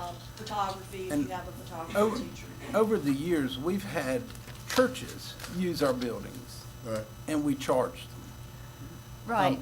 This is so- during the school day, it's for 2 hours. But I gave you each a copy of the other, everybody who's being charged, and there's no other group really other than, And I I mean, don't that's think it. there's a more deserving group anywhere than the Good News Club. I certainly agree. But I think we represent the community, and we have to be aware of potential lawsuits. We have to go by what the courts have told us in the past. So if we can say everybody can use our schools, okay? Everybody gets it free. But then when the Wiccans want to use their church, and I know this is one of those things that everybody always says, but we have to be aware that we're not going to agree with every person or every group that wants to use our schools. Some we may stringently object to, but we have to be aware of the law. And I think we have to go by the law. And the law set forth our policy on this. And that has always been my thoughts. Ms. Burris, I'm like you. I don't like charging the Good News Club. I don't like charging the Touchdown Club because they're doing it for our students, and it's during the school day. But I think it's tripping. It does open Pandora's box. Where can you say no at that point? Well, maybe you could cut it in half. My motion was to waive the fees of the Good News Club and any organization that makes such a request upon discretion of the board. I don't But think that's we where, can. but that's But where, see, the- that's where that's it what gets the gray. court said is you can't Can't have do that. discretion. Yeah, I think that's what I Because was. when you have discretion, then you could Discriminate. exercise viewpoint discrimination. The way this case came up originally was everybody was charged, including Good News, except for Boy Scouts and Girl Scouts.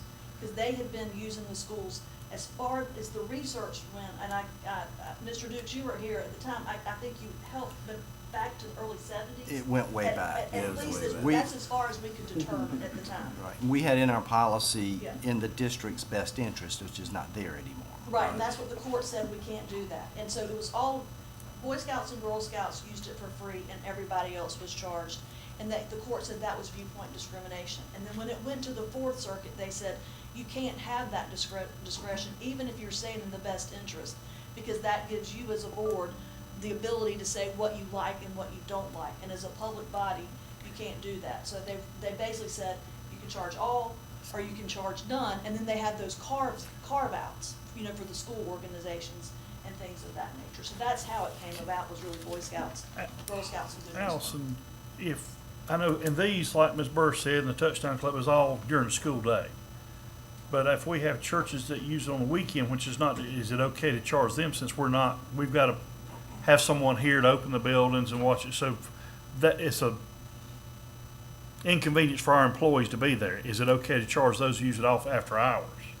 Yeah, again, you have a policy that says you charge Okay. everybody. Okay. Yeah.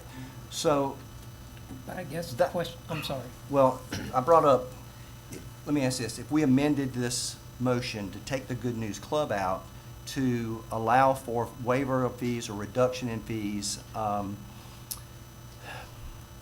based on really a case-by-case basis, and that may be jeopardy there.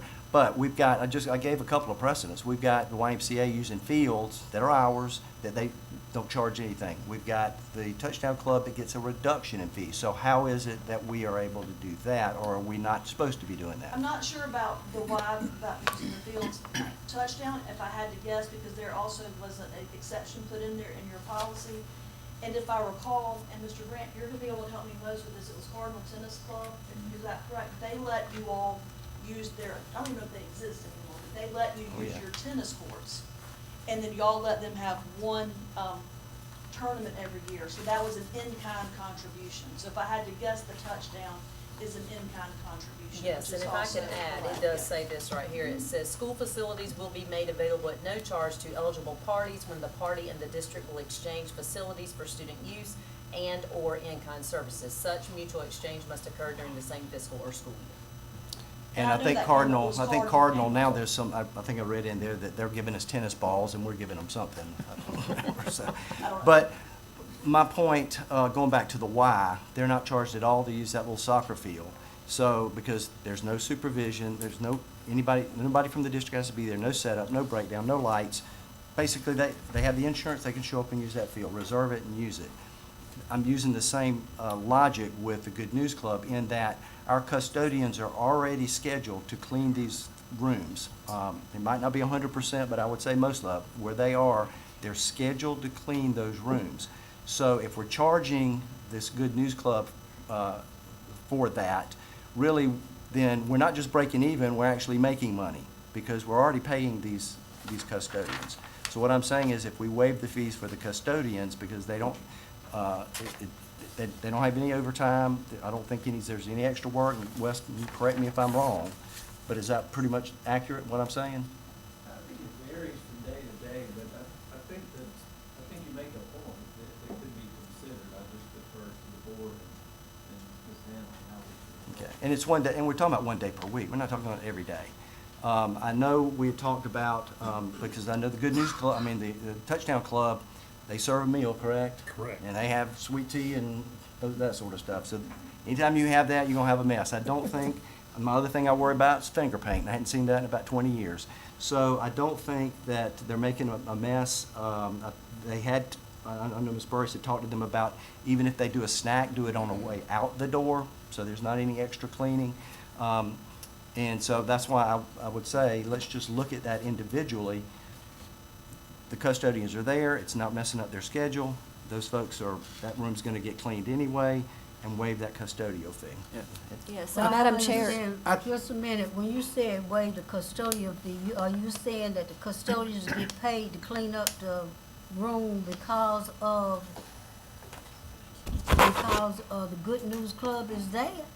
No, ma'am, I'm saying the Good News Club is gonna be in a room that's already on their schedule. They clean every room every day. I hear that. So the Good News Club is in a particular room that's going to get cleaned anyway that Yeah. we are already paying for. So then we're having the Good News Club to pay as well. It's almost like financial double jeopardy for the But Good News the Club. custodian don't get that money. Right. No, ma'am, right. but we're Okay. not supposed to make money. We're supposed to be a budget neutral. Our policy says that we're not doing it to recoup, it's just to cover the cost. Well, the costs are already taken care of. And I'm speaking from not being here when this was put in place, but through conversation. The cost for the custodians and either or technicians is because they're having possibly to stop what they're going to do to help if the child were to get sick in the Good News Club, if they were to need assistance with a mop or cleanup or things like that. That could potentially put them off schedule, that potentially could make them have to work over. Mr. Grant, is that correct? And because this was created before my tenure, but is that correct? Yes, ma'am. Okay. So that's piece, so I don't think anybody ever intended to make money. Right. It was I heard them there say in the making money. event there was a need for custodial use or things like that. And it could be, because you work it every week, that you don't need a custodian that week. I Right. don't know, but you don't know the future. So I think it was put into place, I'm not sure you worked on this as well, I think, Mr. Dukes. It was put into place so that if a custodian were to have to work over to cover, because they were stopped from doing what they needed to do, it would cover that cost. Right. I think that's what it was. I think Well, 15,000 is a little extravagant for a what if, yeah. And the club ends at Hypothetical. 4 and the custodian's there till 7, as But Mr. Duke again, says. it's no different than we charge everyone else. I think the problem is, we look at it, we're trying to make an individual exception for the Good News Club. There's no one else on this list. And I think that's where the court says we can't. Ms. Hannah, may I ask you a question? Well, I asked another question too. Did you say they sued us one time or something? What was that for? It was a First Amendment case. Oh. Nobody because- got hurt. No. That was my They thing. I was said- thinking if somebody would get hurt there, No. then we are They carry the insurance responsible. policy for that, Ms. Lane. They Oh, said, okay. They carry the insurance policy. the Good News Club said, y'all aren't charging the Boys Scouts Right. and the Girl Scouts, why are you charging us? No. Correct. And we went to court, they appealed and appealed and appealed and went all the way up to the federal court and then the Supreme Court. They tried to take it to the Supreme Court and the Supreme Court didn't hear it, according to us. They remanded it back to. Language in our policy that said in the district's best interest, and we tried to double down basically and say, they've been in, the Boy Scouts, Girl Scouts have been in our districts forever, it's in the best interest. And the Good News Club said, well, what about us? And, you know, it looked like viewpoint discrimination. I don't see that happening here. So I'll return to my question, Allison. If we took the Good News Club out of her motion and just said a reduction in fees for organizations, and it really have to be a case by case based I on. don't think you could make it case by case. I think it would have to be, if that's what you chose to do as a board, it would have to be, I'm making this up, okay? If your custodians work until 7, any organization, however you phrase it, organization that wants to use our club until 5:30, let's just use that, because that gives you time for, on a school day that school is open until 5:30, we waive custodial fees. I mean, but it would have to be not in the best interest, not on a No. case-by-case basis, not as the board determines, but it would have to be just a Blanket cut and policy. dried, until 5:30 or whatever time y'all chose. It'd be everybody. We'll charge the club in that the district will be budget neutral. That would have to be something y'all would have to work out, but it would have to be no discretion, basically. And I know Mr. Thompson's been trying to ask a question. So, we have these fees segmented, building fee, custodial fee, SRO fee. Would it be feasible to say, we want to waive all building fees? Could you say for all clubs, I just want to waive all the building fees? That would be a board decision. Right, but would that fly in the face of what the courts have ruled? Nope, because you'd be No? treating everybody exactly Right. the same. Even though they're still partial, even though those building fees vary among groups, like one may pay 600 and another pay 800. Well, it would, and again, it would have to be, I think you would have to limit this to these places that they're using a classroom Yeah. in a building that's open. You still, I would imagine, need your fees if they're using your baseball field or your football field, they're using your lights, they're using your gymnasium, you're having to hire a custodian or cafeteria workers, technicians. That's why there are some different fees for Calhoun and Southwood in particular, because you have to have people who are qualified to run the audio equipment, the video equipment, the lights and things of that nature. But if you're talking about just your school classrooms, I think the way you would handle that, if you want to go that route, is just waive it for everybody. But again, that means you're gonna have to waive it for people you don't like as well. Right. But put in there limits, where it's But we not could limit gonna it to the cause school day, out the 2 school. hours after school or Yeah. 1.5 hours. In other words, after just school. not open up for weekends is what I'm Right. trying to avoid. Weekends, you still, you know, you would have to write it, and this would take us a while to figure it out. And I don't mean a while like a year, I mean, you know, give us a couple weeks, but you would need to write it such that it's really not costing anything. To go to Mr. Duke's point, you know, if they're there until 7, they still need time to clean those rooms, so they have to be out by 5 or 5:30, what have you, but it would be true for everyone. Okay, while you're there and we're going back, what can we do tonight? Can we waive or anything? You can't do anything with this because it was already said that they would have to pay this. What I would personally recommend is, again, tabling this or withdrawing your motion, however you want to handle it, and having something come back to you at your October board meeting. So that way Yes. it's With the revision of policy, policy. Revising revision the of a policy. Revising Yes. the policy. yeah. Yes. So, Madam Chair, I withdraw my motion and we will look at, table it. Yeah. So are you withdrawing or tabling? Table it. Table. Tabling it. Bring it Table back it. next week, next month. Yes. And that way we can get the policy. Ms. Burris, we thank you for this great discussion. Thank you, Mr. Dukes. I appreciate all your input. And I think it's something we all been looking just a way around it. Yeah, Just- yeah. Yeah, I don't know, do anything And thank you, illegal. Allison. I guess we'll discuss that. Okay, so we'll need a motion to table it? No, table it, we'll table Okay. Yeah, we- Anderson, I touchdown, we're think gonna we do the do have same to thing vote with to them. do we have to vote to table? Kyle? I think we have in the Do we? past, we have. We have to vote to I would, table. I would make a Yeah. motion that we table items 7E and F Get them until we down. work on the policy. Okay. Does that work? Okay, it's been, so there's no more discussion. Let's vote on it. Take. Table For 7E and tabling. F. E and F, Unanimous. unanimous. Let's put some of them other numbers. Superintendent's report A, 2025 academic achievement, and B, monthly finance report.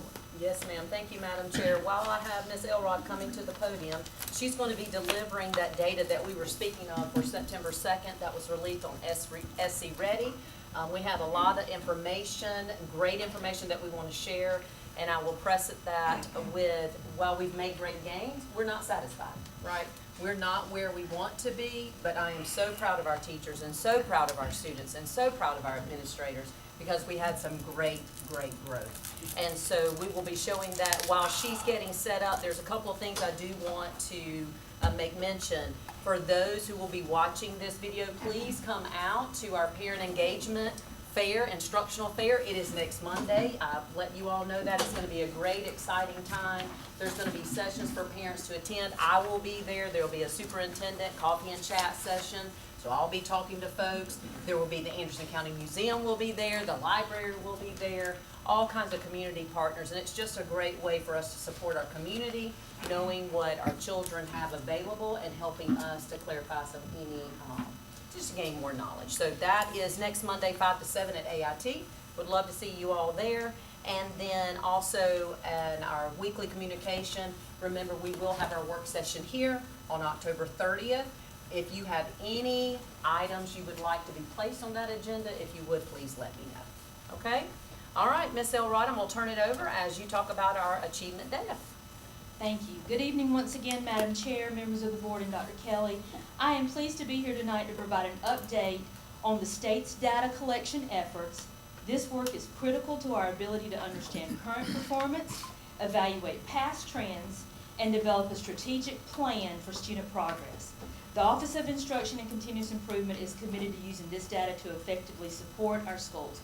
And I'd like to publicly thank Ms. Martin, who has pulled together a lot of this information for us out of our department and worked with schools to start reviewing this data. So if I come across anything that you'd like for me to slow down on, please do not hesitate to stop me. There is a lot of information here, but I do feel like it's pertinent and it's good information.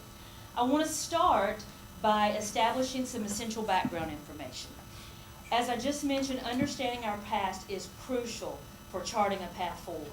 The first slide illustrates a significant 7-year trend in Anderson School District 5, which takes us back to when SC Ready began. Over this period, we have seen a noticeable rise in our poverty index. For context, the South Carolina Department of Education defines the poverty index as a percentage compiled from several key factors. This includes students who are transient, in foster care, or homeless, as well as those who are Medicaid eligible or who have qualified for SNAP or TANF services within the last 3 years. This index is not just a number, it is a critical metric used to allocate federal and state funding, especially through programs like Title I, which are vital in our schools. Looking at the data, you can see that in a 7-year stretch, our district's poverty index has grown by more than 6%. This growth is a key piece of the puzzle that we think about as we plan our instructional needs and our strategy for continuous improvement.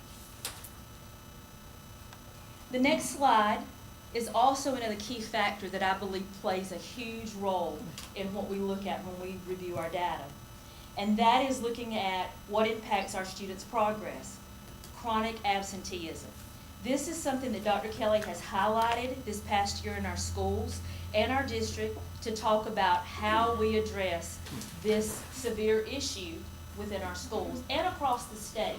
This is something also that the state has been reviewing as they've looked at their data in areas across the state. As we review this, we must understand the state's definition of chronic absenteeism.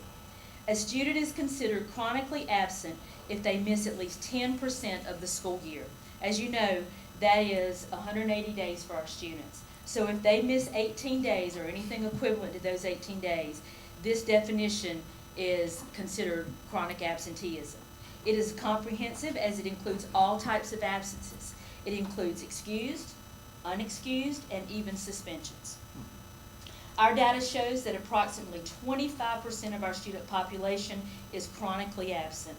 This is a significant challenge that requires our full attention as we develop a plan to support our students in schools. And Dr. Kelly has charged the schools with looking at this closely, and also Mr. Galloway's department in reviewing the next phase of that when schools are not successful reaching out to our parents and creating a successful plan with them.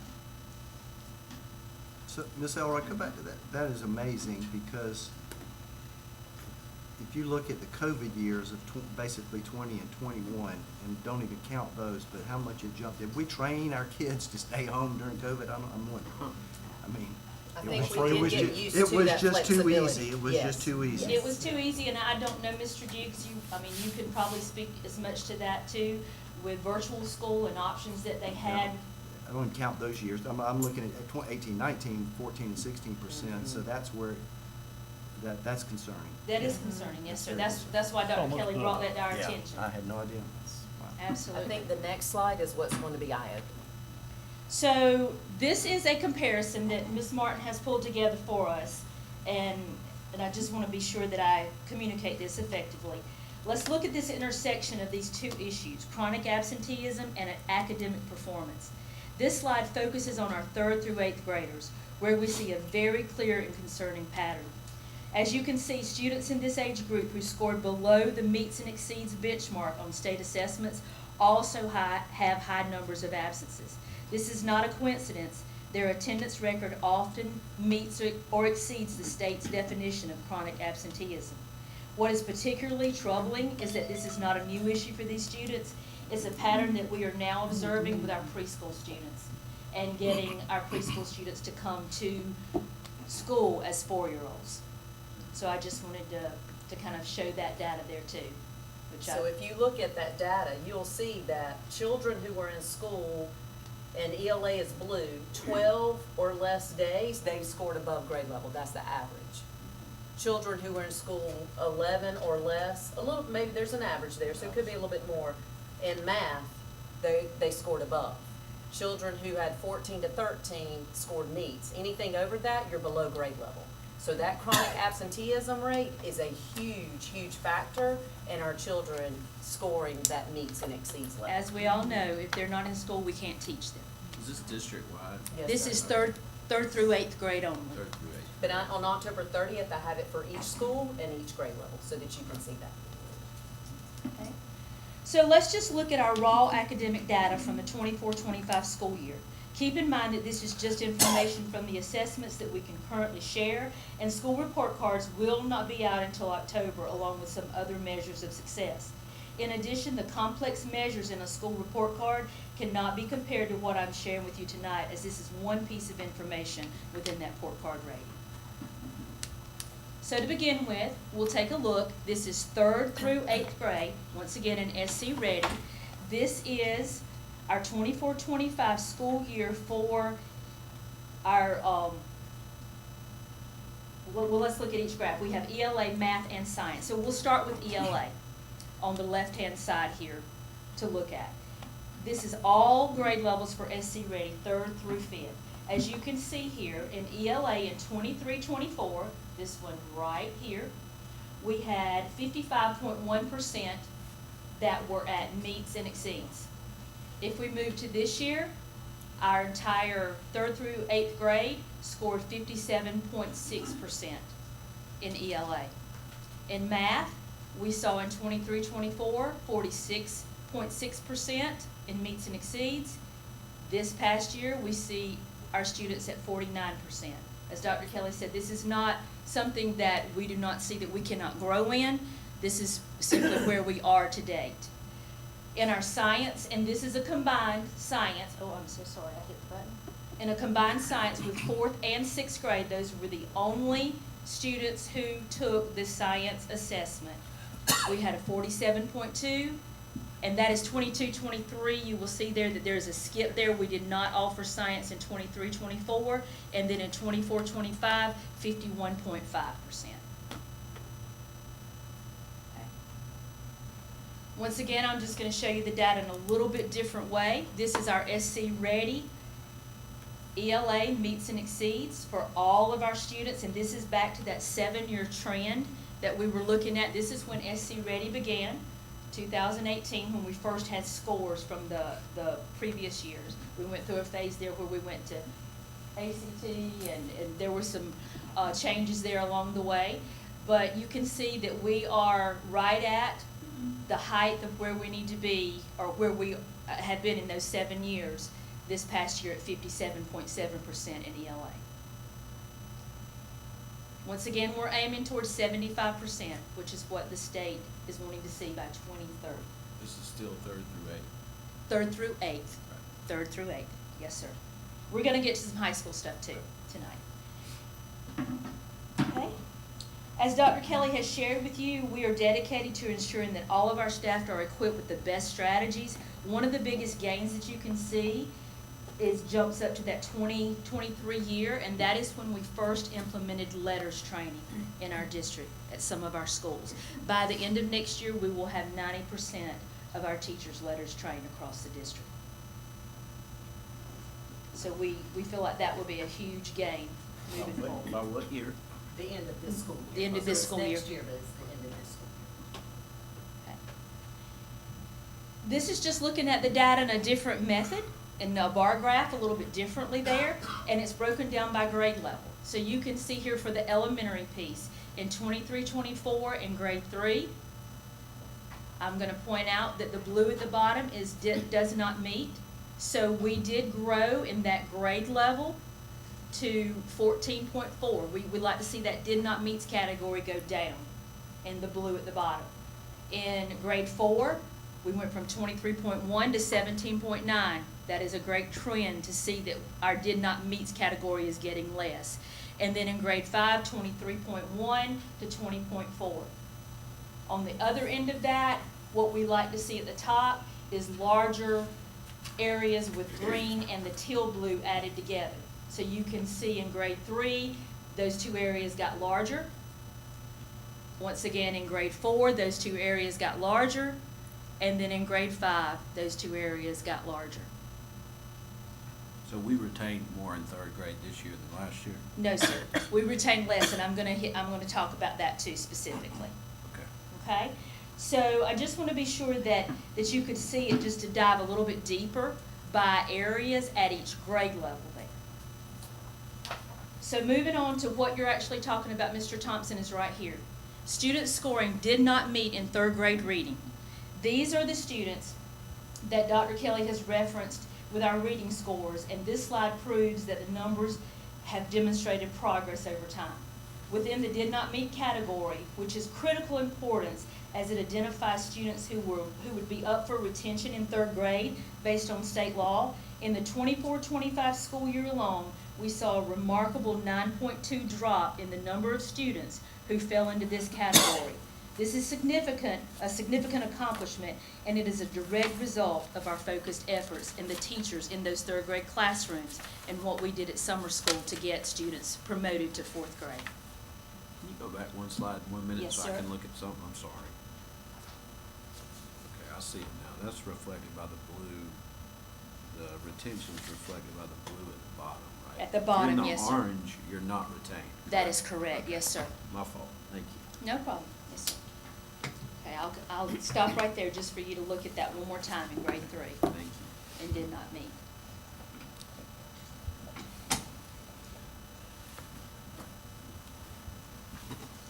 Okay. So let's look at math now. In math, this is our meets and exceeds for SC Ready, and this is overall for 3rd through 8th grade. You can see, once again, to Mr. Duke's point, as he said before, look at what we had in 2021. We were at the bottom when we came back in after the pandemic. And we have worked our way back up to the highest that we have been in the last 7 years. And we cannot say that we are happy with the number, as I said before, as we saw significant plummet during the pandemic. However, the math-minded people will tell you that math builds upon what has been taught or learned, and we are seeing that rebuilding taking place. We are confident that this growth will continue. This year, we have adopted new standards and a new textbook for grades K through 8. The training that these resources and new materials that teachers have received thus far, I believe, Mr. Bradshaw, you asked me about it in the budget part last week. It's been phenomenal. We have had teachers in training multiple times before school started, as Mr. Dukes mentioned, and after school has started, because we wanted them to have the tools at their discretion when we had students sitting in the classroom. So we feel like that moving forward with high-quality instructional materials, we are on the right track to move students forward and make great gains as we move ahead. At the high school level, we have flipped teaching of Algebra 1. I know we're not there yet, but that is something that the state has been pushing for to change Algebra 1 and geometry, so that geometry is being taught first, and it will increase the visual understanding of angles and processes taught. So we'll talk a little bit more about that when we get to math at the high school. Once again, I just want to review it in a different format here. You do not see the gains across the bottom in that blue that you were discussing earlier, Mr. Thompson, that we saw in ELA with math, but once again, it is concrete sequential, and it's something that we have to fill in the gaps for students, you know, based on prerequisite skills and things that they missed along the way that we're working to do across our grade levels. But just to be fully transparent with that, we want you to see the 2-year breakdown in each performance category, and let me reiterate once again, we know we have work to do, and that did not meet category. Can you define that concrete sequential phrase term? So we start out possibly with tangible items and move to the abstract where they're numeric numbers, algebraic numbers and things. So it's not something they can necessarily put their hands on all the time. It's a process to learn to that spot. We can talk about it anytime, Mr. Thompson, if you'd like to come by and let's have a math lesson. So I just want to highlight some things at our elementary levels. We had some pockets, some really great growth at some of our schools in different places, and this is just sharing some of that information with you. We are very excited to highlight these successes that we're seeing across our district.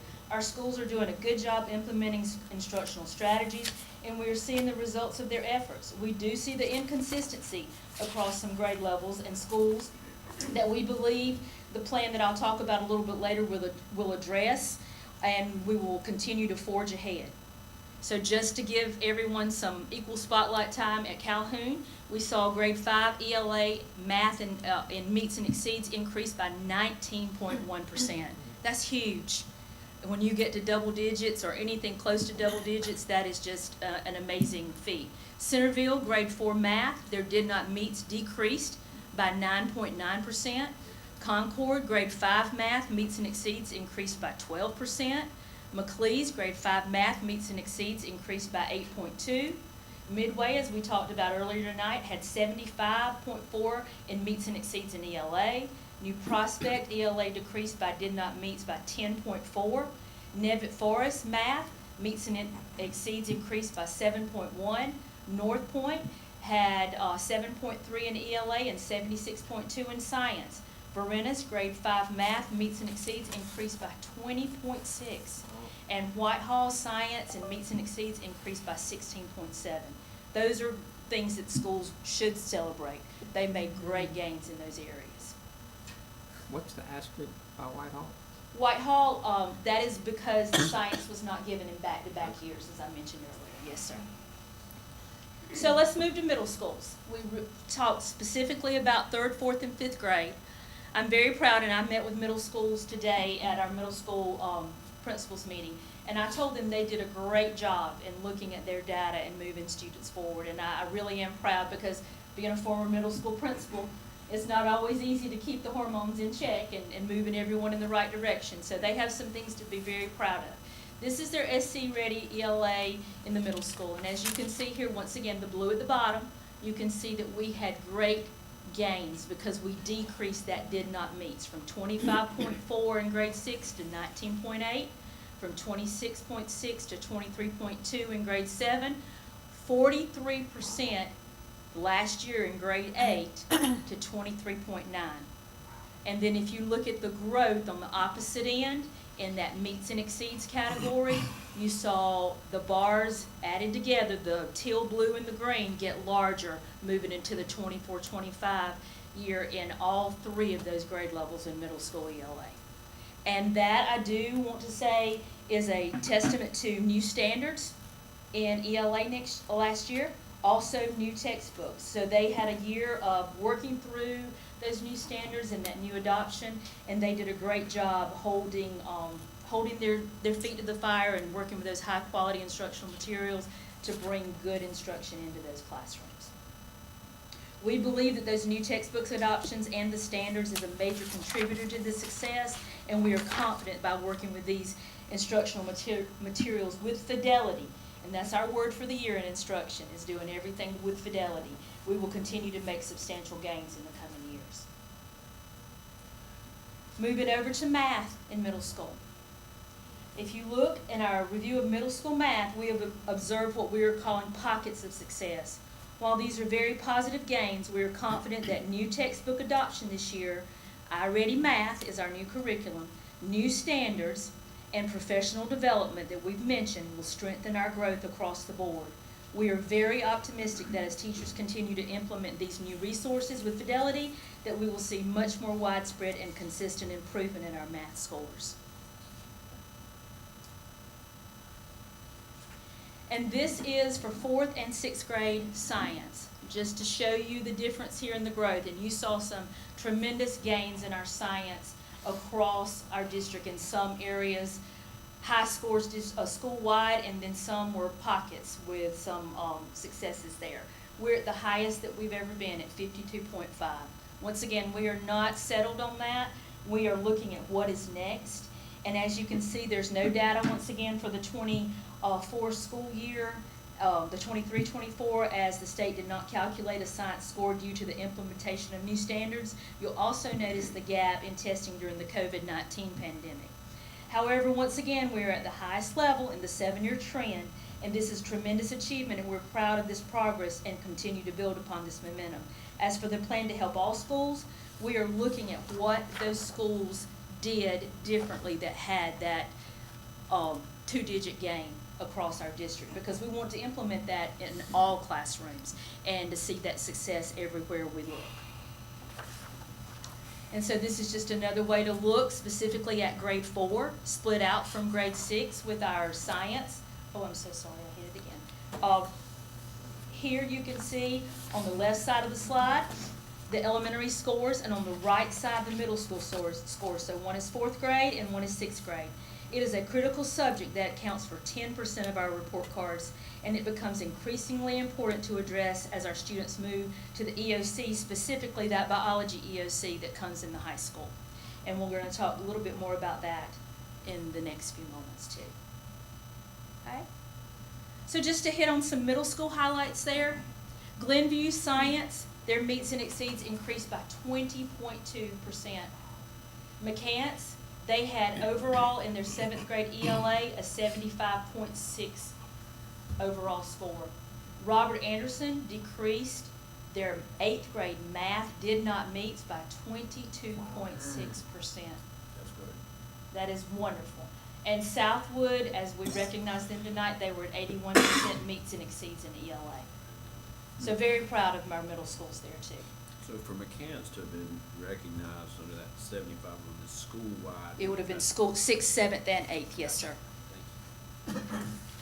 Okay, to move on to our high schools, I'd like to just show you a little bit about our Anderson 5 graduation rate.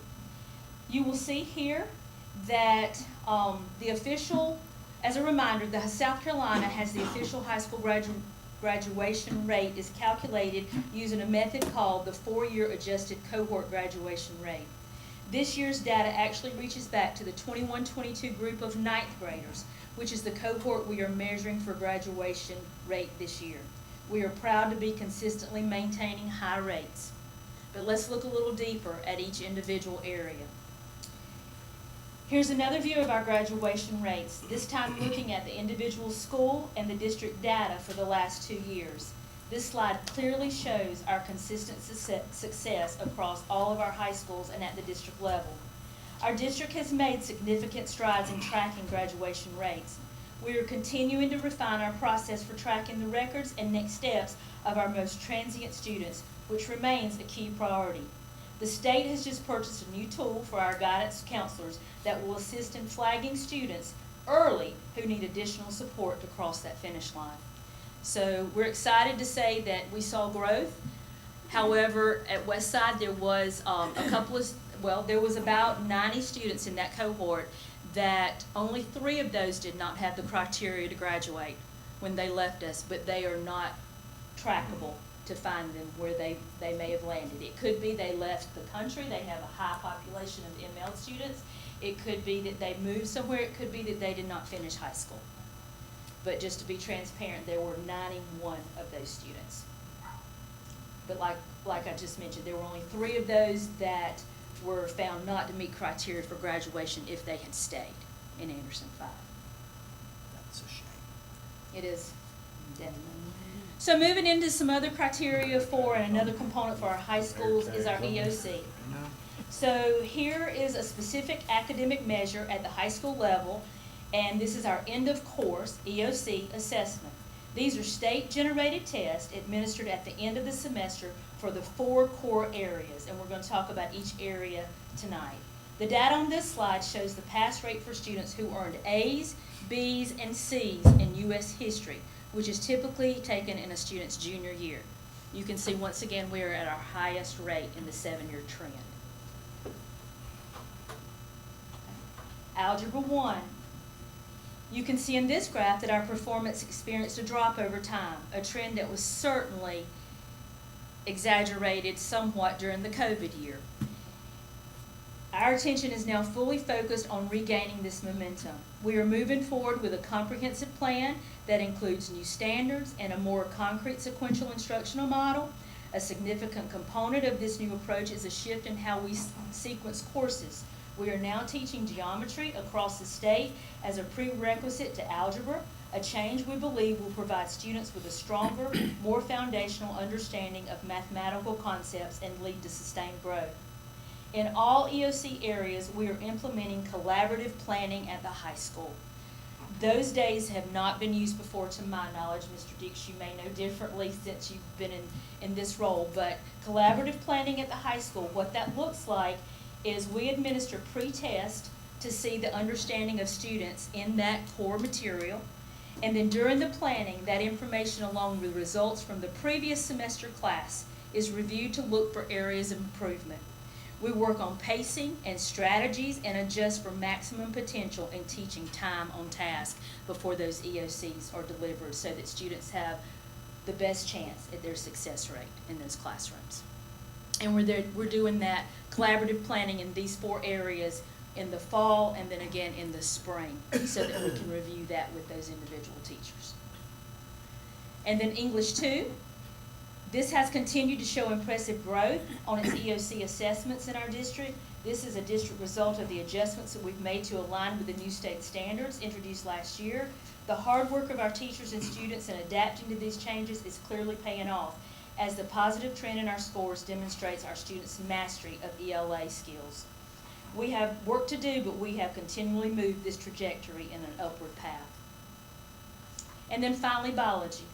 You will notice that our biology scores have taken a drop. Our district is committed to improving student performance on the biology end of course test. Our proactive efforts for biology include pacing adjustments.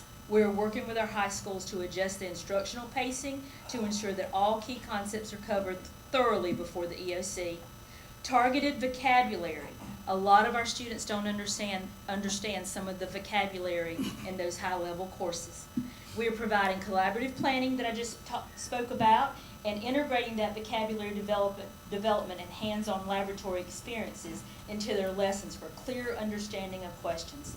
This will help students build a deeper understanding of complex biological concepts beyond simple memorization. Teacher support. We recognize that science teachers are a valuable and in-demand resource.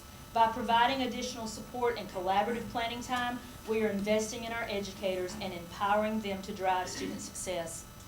Through these focused initiatives, we are confident that we will see gains in student achievement in this year's biology EOCs. And then another measure in our high schools is that we look at career readiness and certification levels. We are pleased to report an increase in our career readiness certification levels, which is a key indicator of our students' preparedness. Please note that while students earn a certificate at the blue level, this specific achievement does not count toward the official career ready metric on our report card. So even though we have that percentage of students in the blue there, that 18 and this year the 20.1, that does not help us on our report card. So we want to work past that to get more students in that orange, green, and teal colored blue.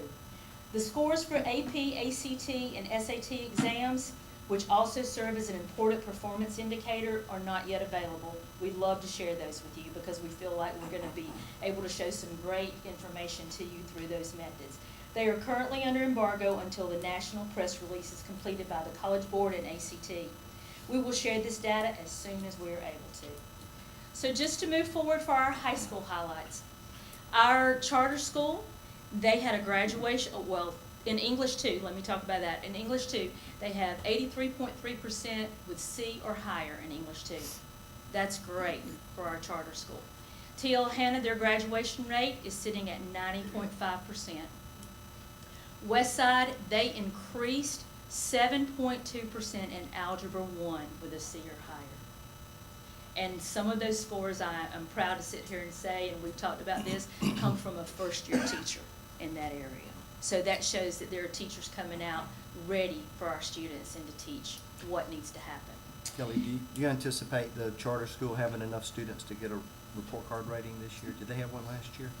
They did have one last year, but most of the categories were not rated, so it was only rated on 2 or 3 areas. They didn't get a school score, Yeah, a rating. they gave them a rating, Did they? but like I They did. said, it was just based on 2 or 3 areas, and it looks like it'll be the same this year. So moving forward, and Mr. Dukes knows this about me probably better than anyone around the table, and my personality. I could not stand before you without a plan. And so I want to talk about how the Office of Instruction is going to look at how we're moving forward. And that is based on a strategic focus that is directly informed by data and insights shared from all levels of our educational community. We are committed to using this information to provide a targeted support that assists our schools in aligning and strengthening Tier 1 instruction. Tier 1 instruction is what happens in the classroom every day. Each and every day, what the teacher brings into that classroom. This commitment is central to our efforts to improve the core instructional model for all students, ensuring every learner has access to a high-quality foundational education. Moving forward with data-informed approach, we can provide the specific resources, collaborative opportunities that we need to drive continuous improvement in student success across our district. As you have heard, and like I've said along with many other researchers, what matters most is that teacher in the classroom. Tier 1 instruction is not about intervening our way out of issues. We have interventionists, we have folks that are helping our students along the way, but it's about good teaching and supporting our teachers in the classroom. They have more on their platters than ever before, and all children are their children who sit in their classrooms. So moving forward, I'd like to focus on just 3 things that I really think make this plan. I won't read this whole thing to you, but the plan helps lower performing students reach grade level competencies. We want to teach those grade level standards with high levels of DOK, those tasks that are not just memorization, that they really work into application at that level, the rigor being in Tier 1 instruction. On grade level students solidifying their understanding of those grade level standards. And advanced learners, because we do realize that our highest performing students need to stretch their learning to be pushing more students at that higher level. And those advanced learners getting those application processes down so they're more successful in where they want to go with their education. So one of the things that we have invested in this year with Dr. Kelly's blessing is iReady Diagnostic, and that is something new that took the place of MAP assessment. And this is more than just new standards and high quality instructional materials. This assesses our students 3 times a year, as MAP did, but it also helps tailor instruction at that Tier 1 level to meet students' needs and support academic growth. Every student has an individual pathway that helps them get to the next level, that walks them through a standard that they're learning and helps them gain information and quality understanding of what comes next in obtaining that skill set. So we're very excited about that. We have had our first administration. We are looking at that data. We hope to bring more data to you after our mid-year administration. We see nothing but across the state success with this model and this program. And I can't tell you how excited I am about just seeing something different, because we used to have with MAP a long time ago a pathway for students called Odyssey, and that kind of went away. So now having this back for our teachers and our students to utilize and being able to even assign students some tasks in there, if a teacher sees that they need specific skills, they have that opportunity to do that also. So we're very excited about that process too. So to sum it all up, success is the sum of small gains. And we're seeing those small gains, and we're very excited about that. I highlighted some bright spots in our data and areas of focus, and as I mentioned earlier, it gives us a clear path for next steps. Please note that due to the complex nature of the calculations, the official report card data is still embargoed as the state finalizes their work. We expect new data to continue coming in over the next few weeks, just consistently until everything is released. Ms. Martin is planning on joining us in October to talk about a detailed explanation of how the report card is calculated and how those calculations actually come to fruition. But I'd like to thank you in advance for supporting our schools and our teachers and the vision in Anderson School District 5. Your support is truly invaluable. But thank you. Thank you. Yes, sir. Are there concerns about moving to iReady, and because we haven't worked with it, potentially, I mean, do we have like iReady experts in the district, or Actually, could I'm we going to see? point to Ms. Blaylock, who is in our elementary and early childhood. She has done iReady in her previous district for 7 years. So she brings a wealth of knowledge and can answer school-based questions on the ready. We have our consultants an email, a phone call away. They have come into schools now a total of at least 2 times to meet with individual teachers or talk with small groups of teachers and walk them through the process and how that looks. And they will be continuing to come into our schools through our second administration in December to talk about what that growth looks like and how they can plan next steps for their students. Okay. I'm just preparing myself if there was we saw a drop and we thought, well, maybe it's because we just started working. New with it. implementation, yes, sir. Okay. Ms. Elrod, you mentioned 90% of our teachers will be letters trained by then. Was that all grades, or? That is not all grades, that is up through 3rd grade. Up through We third. still have, I'm actually about to take early childhood one myself. We're adding 4K this Okay. year. We're also adding SPED and 4th and 5th grade Okay. next year. Yes, ma'am, next year. So next year, we should have all. Well, at the end of the 26-27, we should have everyone but new teachers coming in. But my understanding is, in legislation, higher ed is supposed to be putting that training report through our teachers before they graduate. Okay. That Thank would you. not be right to do our new teachers coming in to just, It would to be- hit them with that. It would be rough, yes, That would sir. be- No. It would be rough. But the state did mandate that they do that within their first year, these last couple of years. Poor thing. Thank you, Ms. Elrod. You're Thank very you. welcome. Thank you. All right, Ms. Hurd, if you want to come forth and do our financial statements. Dr. Kelly, Madam Chair, members of the board, good evening. We'll do a quick financial update, and then I know you guys have a executive session, so I will try to be brief here. I wanted to start with sales tax collection. As you can see, we have finished a full year of collections, and this particular month was the June 30th that we received in August. We received $1.3 million, and that is $9,300 less than the previous month, but it is $99,000 more than the same time the previous year. So each year we keep saying it's getting better, and the next year it keeps getting better and getting better. So we still are doing very well. As you can see here, $1.3 million is what Anderson 5 collected for the month. Of that, $267,000 goes to pay down existing debt, our bond debt that we have. And then the $1 million is available for capital projects and to pay off our current sales tax bonds. So that's $1 million pays off both of those. And I did just want to share one thing with you here. When you get these monthly, this is the first half, and this just shows you a completion of months. So we are 124 months into our sales tax.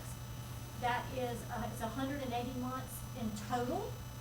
And Anderson County, all the districts. This top piece here is all the districts. We've collected $311 million, Anderson County. And just as I was talking about, you can see that each year it has gone up. You know, the first year it was 22 million. We are almost double that, not quite. I do know that 22 plus 22 is 44, so not quite. But we're almost double the first year of collections. So just We can thank inflation for that. yeah, and speaking of inflation, how our economy has done since 2016. So Anderson County is 311, and then if you scroll on down, this is just Anderson 5. So of that, in the 24 months, Anderson 5 has collected 122 million, which is almost 40%, not quite 40%. So still, it is a great tool for our school district. It's a great tool for all the school districts in Anderson County, and it is still coming in well. And as you can see, we still have 56 months left till it ends before, unless we do something different. Any questions on that? All right, we will move over to the financial statements.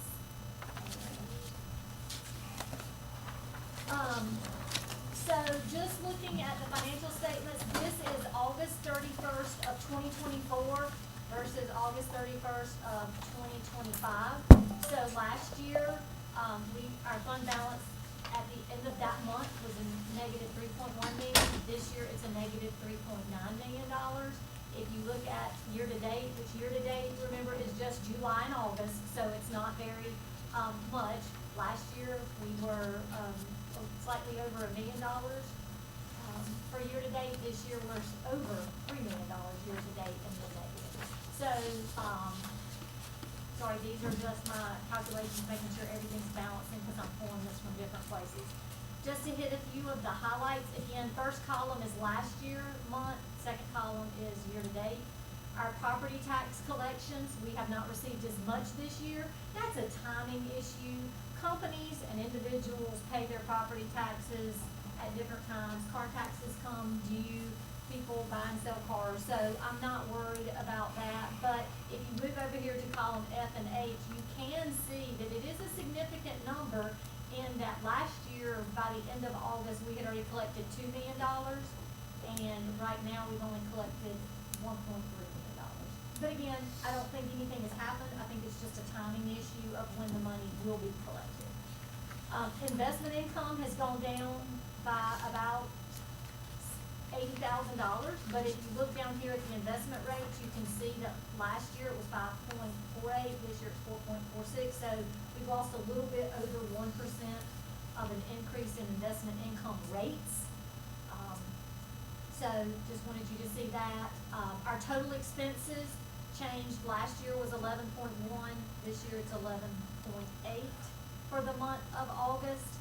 And if you look at the year-to-date, last year, the end of August was 16, the end of this year is 18. Again, nothing unexpected there, salary increases, so that is expected.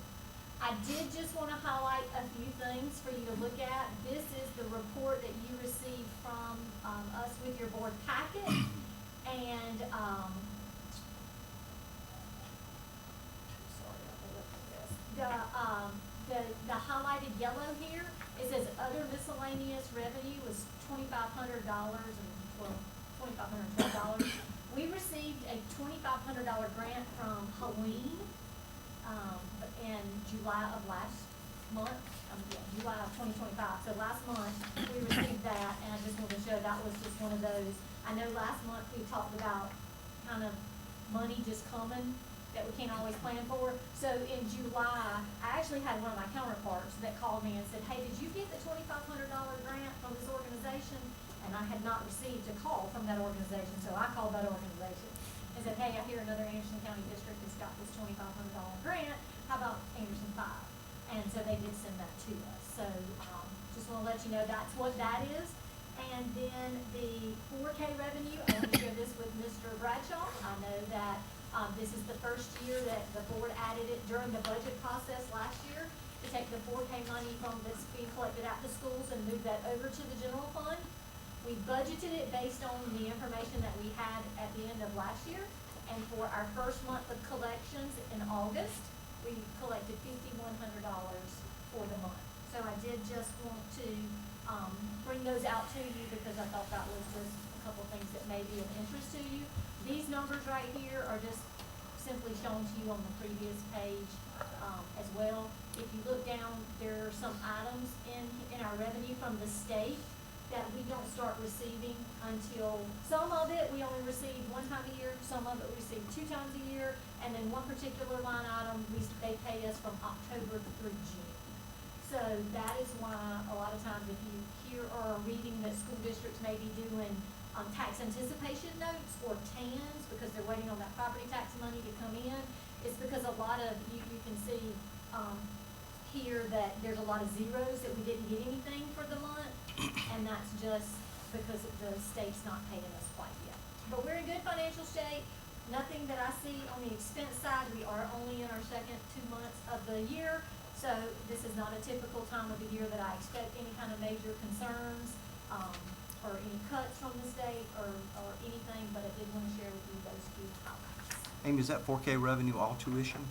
Yes, sir. That's all, okay. Yes. So, and what are we charging them this year? We haven't changed it since you were. Okay, well, I don't remember what it was. I don't either. Okay, that's all right. Do you have to remember? That's all right, I was just, I don't, but I can't remember.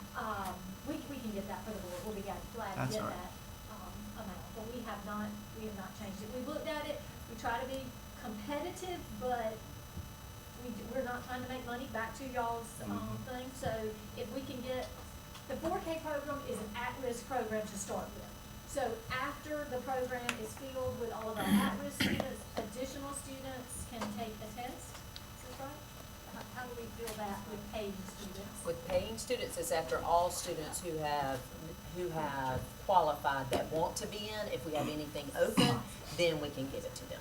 So that would, the tuition payments would only be for folks after, the at-risk students, all the Yes. at-risk students that want to come in are already in our program. 20, still the number in each class? Yes, sir. All right, thank you. That was quick. Right. I appreciate it.